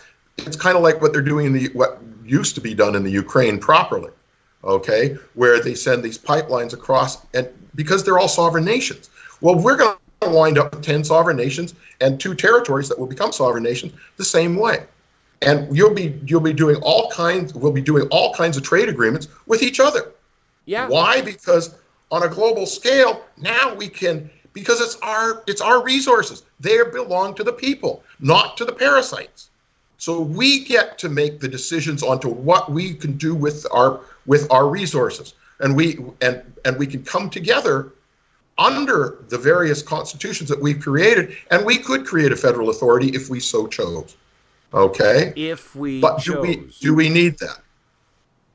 Yeah, exactly. And that's the thing. Do we need that? Can we cut deals with people around us? Because this is what it's about. Capitalism is great. Crony capitalism is what we have today, and it sucks because it means that people who are tied into the government get their special corporate welfare. If we create constitutions, I mean, there's so much stuff we can put in a constitution. For example, did you know that corporate personhood, oh my God, it's midnight, corporate personhood came to life in the United States in 1886. And the name of the case was Santa Clara County versus Southern Pacific Railway. Okay? And corporate personhood was born under that case. But corporate personhood didn't exist before that. The states would issue a corporate charter, and that corporate charter would be issued for 5 or 10 years. And if you were a good corporate citizen, you got to have your charter extended. If you were a bad corporate citizen, then you had your charter revoked, and then all of your property was forfeited to the state to cover off the costs of your destruction of the people's property. So you wound up with a Starbucks cup and your underwear on the street corner, and that's all you got if you were a bad corporate citizen. And so you could put that in the charter. By the way, Alberta was the last place in the world to rescind or accept corporate personhood and stop issuing 5-year charters for corporations. And that happened in 1931. I just posted it right above our pictures. Person, or any word or expression descriptive of a person, includes a corporation. The inclusion of one is the exclusion of all others. There you go. So every time people look at the Charter of Freedoms and Rights, and they see person and persons, they're not talking about people. They're not talking about human beings. That document doesn't refer to human beings. It refers to corporations, to Bob's Plumbing, to Ted's Transmission Shop, to Canada Packers. That's who it's talking about. It's not talking about people, human beings. Am I right, Doug? The charter doesn't talk about human beings. It talks about persons. No. Talks about persons, only persons. But what you can do is you can put anything you want into your constitution through your constitutional convention. And if you want to say that only corporations that come into the province of Ontario must have their charter issued by the government of Ontario, and that charter will only be 5 years. And if you're a good corporate citizen, you'll get extended, and then you make up your own rules as to what are the requirements of a good corporate citizen. Okay, so if for example, Coca-Cola or Ford Motor Company wants to sell cars in Canada, in Ontario, they will have to be chartered in Ontario to do that, and you can put that within your constitution, so that you have control over corporate governance. Okay? That's one of the things that you could put in your constitution. Other things that you could put in there are whatever you could think of. you want to, and I hate to say this, but if you want to ban a certain group of people from living in Ontario, then you can put that in the charter and have them banned from living in Ontario. It's your country. You can do as you please, provided that the rest of the people in the country of Ontario agree with it, and it's voted in, and the Constitution is passed. Okay, so you must be very careful. I want our Constitution in Ontario to include a condition that women are not allowed to wear any hats that might have been worn by the Queen of England. That woman wears the most god-awful hats. And you know, you can, once again, that's what this is all about. And what we're doing here tonight, Duke, even though we're well beyond the time that you had allotted for this, this is conversation, and this is what we're supposed to do. We're supposed to communicate with each other about this topic. And Doug, thank you. This is what I wanted our night to become. It's what you and I do in our phone calls. How many times have you said to me, we should be recording this because this is what should be going out as a show? You've said that to me, I don't know how many times. And anyways, we just turned it into one tonight, buddy. Thank you. Well, I had a lot of fun, and I thank you very much. But you're right. It's getting late, and I'm getting tired. Yeah, you've been up all day, bud. This man has a lot of things on the go, folks. He is paying for everything that goes on behind the scenes that has brought this whole project this far. Yes. He's the one who's going to reach into his pocket to buy stuff like hats and toques and shirts in the hopes that you people buy them from him and he can get his money back and maybe make a little bit of profit to put into the project. Well, okay? and everything over and above the costs of the swag goes directly into the production of the film. Exactly. And that's why we're doing. We're going to set up a Patreon account for helping, and we're going to set up. That's like I say, we're moving the website. We're doing a lot of work. It's still open for business. You can still go on there now, but we will be adding some new pages to it. Some really good stuff. We're going to set up pages for constitutional committees so that people can learn how to take this information into their own communities and start talking about it to their neighbors, to their friends, to their family, and really get it into the grassroots. We'll be creating documentation for them to download from the website, and the Patreon will be able to, for those that don't want to work with it or take on the responsibility of having these committees, they can give money on a monthly basis, and that money will go directly to support the committees that are created across Canada to bring this word in. Through that, we don't take any of that money for ourselves or for our project. That Patreon account will go directly into the committees, and it's all about what I say all the time. It's all about we the people. I have to tell you straight up, people. Doug Force is not asking for donations because he needs a paycheck. He doesn't need your money to survive. He's been feeding his own money into this to make this project go as far as it's gone. And believe me, I know the kind of money he spent on production, on research. He's got staff working for him that he'd like to be able to pay and can't. They all have their own jobs and they volunteer their time with him. If you watch his videos on that channel with Hugh, Doug has his own staff there helping him out. He's got research staff that volunteer their time to help out. It'd be nice if he could walk in and toss them a Timmy's card that somebody sent in. No, seriously, like Doug, you chuckle, but it's true, bud. I'm one of the guys today.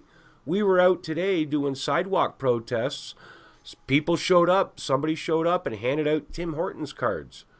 It's little things like that that make us unpaid staffers, and that's what I am out on the street corner, no different than your staff. It's little things like that. They mean a whole lot more than a paycheck sometimes. Oh, absolutely. And you're 100% correct. I mean, I'll mention them by first name only. I have Dwayne, who has a wonderful family, young boy, 18 months, young girl, 4 years old. And he works full-time. And his wife works part-time. And yet he still has time to dedicate to helping me behind the camera. He's my off-camera guy. And he's there every single time. And I love him for it. Then there's Sean, who his father has taken rather ill now with his cancer. And he Monday to Friday, he takes care of his dad. And then he gets his weekends off. His sister comes in to take over for the weekend. And he gets a couple of days off. And he works full-time through the week as well.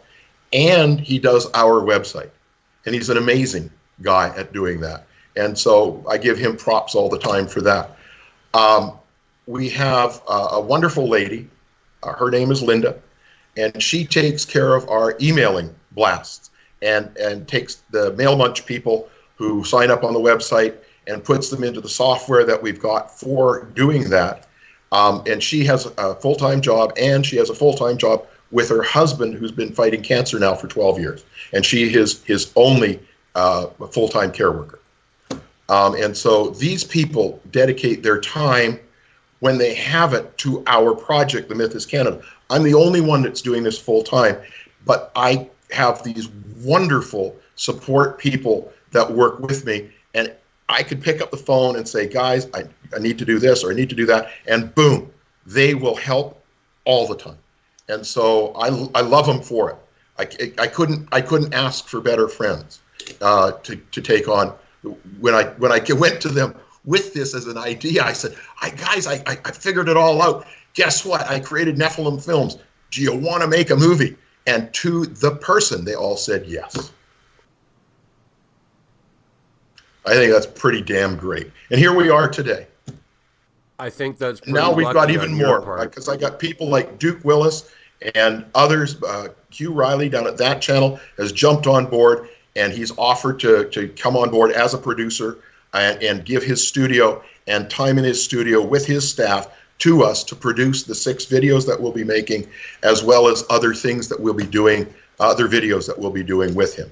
So people, thank you. If you know, it almost makes me want to cry sometimes thinking about the efforts that have gone on behind the scenes. You get to see me, but there's a whole bunch of stuff that you don't see that other people are dedicating their time and effort to getting this out to you, so that we can get this word out to the people of Canada. Anyways, with that being said, Duke, I'm going to say good night, my brother. I'm sorry? I said that's what we're all working on, and I actually had a comment here from Blair Hetland that I should put your website up on the scrolling banner at the top of the page. And normally I would have, Blair, but I wanted to make sure my phone number was out there for anybody that wanted to message in.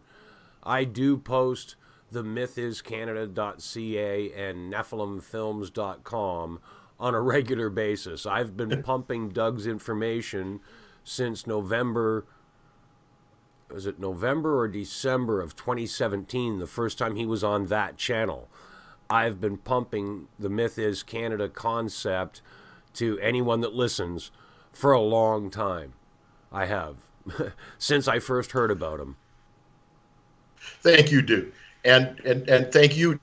And by the way, ladies and gentlemen, Duke has now come on board with us, and he wants to take a more active role in what we're doing with the Myth. And he will be, I'm going to take him up on his offer, because we're going to start these constitutional committees, and I'm going to take him up in helping us get that up and running. Anyways, as for tonight, Duke, I'm going to say good night, and I'm starting to fall asleep here. I'm sorry. Yeah, I'm getting a little tired too. I'm up early in the mornings, even on my days off. I was up writing. I was up writing until 3 o'clock this morning, and then I got up at 9:30 again and started writing again. So, I'm going to be going to bed. All right, Doug. Thank you so much, sir. On behalf of all my audience on YouTube and Facebook and all the people that are going to watch this in the next week or so, because even though I don't get that many viewers while I'm live, it's afterwards that people get talking about it, and they come back and they watch the show afterwards. So on behalf of all the people that are going to watch this, thank you for 3 hours of your Saturday evening, sir. We appreciate the time you give to us. We really do. And I know my viewers do. I've been reading their comments tonight, and a lot of people are like, wow, this makes sense. I've been seeing light bulbs going off over people's heads all night long. And that's what we wanted to do, Doug. I know that's what you wanted to do. It's what I wanted to do. Absolutely. Good night, all. Thank you very much. And I'm going to hang up now. Good night. All right, Doug. Thank you, buddy. We'll talk to you in a day or two. There he goes, folks. He's all done. Let me flip back over here to OBS. Wow, what a night. Oh, my God. I can't believe we've been 3.5 hours, something like that. Whoa. My brain is just, the back of my neck needs a break. I need to get out of this chair and go smoke a joint and let some of this digest in my brain. I am going to talk some more about tonight's show tomorrow on CPR, okay? And maybe I'll even open things up tomorrow and we'll let you come in on Facebook and on Skype Messenger and We'll talk about it. Why not? That's what we Canadians need to do. You heard Doug. We need to talk about this. So if you folks are up to it, yeah, tomorrow night we could do that on CPR, my Canadian Patriot Report. Tomorrow night, if you want to talk about this, I'll open things up and you can come on Facebook Messenger or on Skype. I'll post my phone number again. You can call me or text and we'll talk about this. I'll tell you straight up, I'm not going to have all the technicality to the answers that Doug will be able to give you. But we'll talk about things. I may have some answers for you. I might be able to help you understand some of the things. I might not. But if I can't, I will make notes. And when I'm talking to Doug during the week, I'll find out what he has to say. Like tonight, for years, 50 some odd years of my life, I honestly thought all of the provinces were dominions. Find out tonight, they weren't. I was wrong. I stand corrected, ladies and gentlemen. I'll tell you straight out, I don't claim to know everything. I know a little bit about a few things and absolutely nothing about a whole lot of things. It's what Billy Joyce calls 5% of 5% of everything there is to know. That's Billy's way of saying we're all stupid. And yeah, in a way, we are. Even the smartest rocket scientist can't tell you everything. He can tell you lots about rocket science, but can't tell you much about cancer, right? You get what I'm saying? You can know everything about one thing or a little bit about everything. Jack of all trades. So that's what I'll try and do tomorrow night, is answer your questions as best I can, hopefully in a way that you folks can understand. If I can understand it, I want to help you understand it. Because I'm no smarter than you. Really, I'm not. I've just been digging down this rabbit hole a lot longer. That's all. Come down the rabbit hole with me. Find out for yourself. Tomorrow night, Canadian Patriot Report. Let's sit down and talk about what you heard and saw and learned tonight. Let's start this Canadians need to talk to Canadians process tomorrow night. Until then, folks, I'm going to leave you with this little video that I really like playing at the beginning of my show. And yeah, what I say at the beginning of this video is true. If this doesn't just stir your soul a little bit, then you're a sad, cold-hearted motherfucker, and I really don't want to know you. If this video individuals can inspire, but it is the doesn't kind of tighten the muscles in your throat, if this make video change. doesn't make your lower lip quiver just a little bit, if it doesn't make your breath catch in your chest just a little bit, then you're a sad, cold-hearted motherfucker, and I don't want to know you. Bet they keep coming. Add one more name from Ontario and carry me home down the highway of heroes. People above with the flags flying low. Carry me softly down the highway of heroes. True patriot love, there was never more. You see all these Canadians? That's the effect that the convoy had. It didn't achieve a fucking thing in Ottawa, but it achieved something nothing else has all the way across this country. And you're looking at pictures of it right now.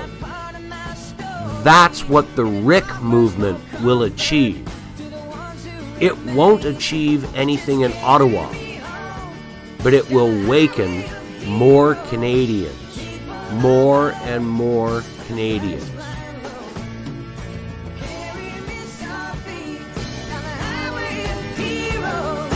True patriot love, there was never more.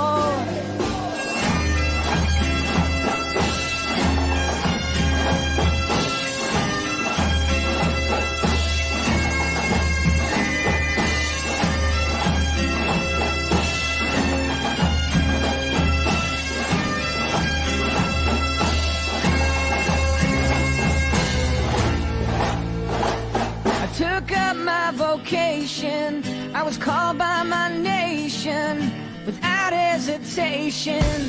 My answer I gave. Now I'm not wondering the things that I might have been are no consolation to the forgotten brain. So carry me home down the highway. They're just Canadians. Dozens and dozens and hundreds and thousands and millions of us all across this country. You're seeing pictures of your neighbors and your friends. We stand on guard for thee.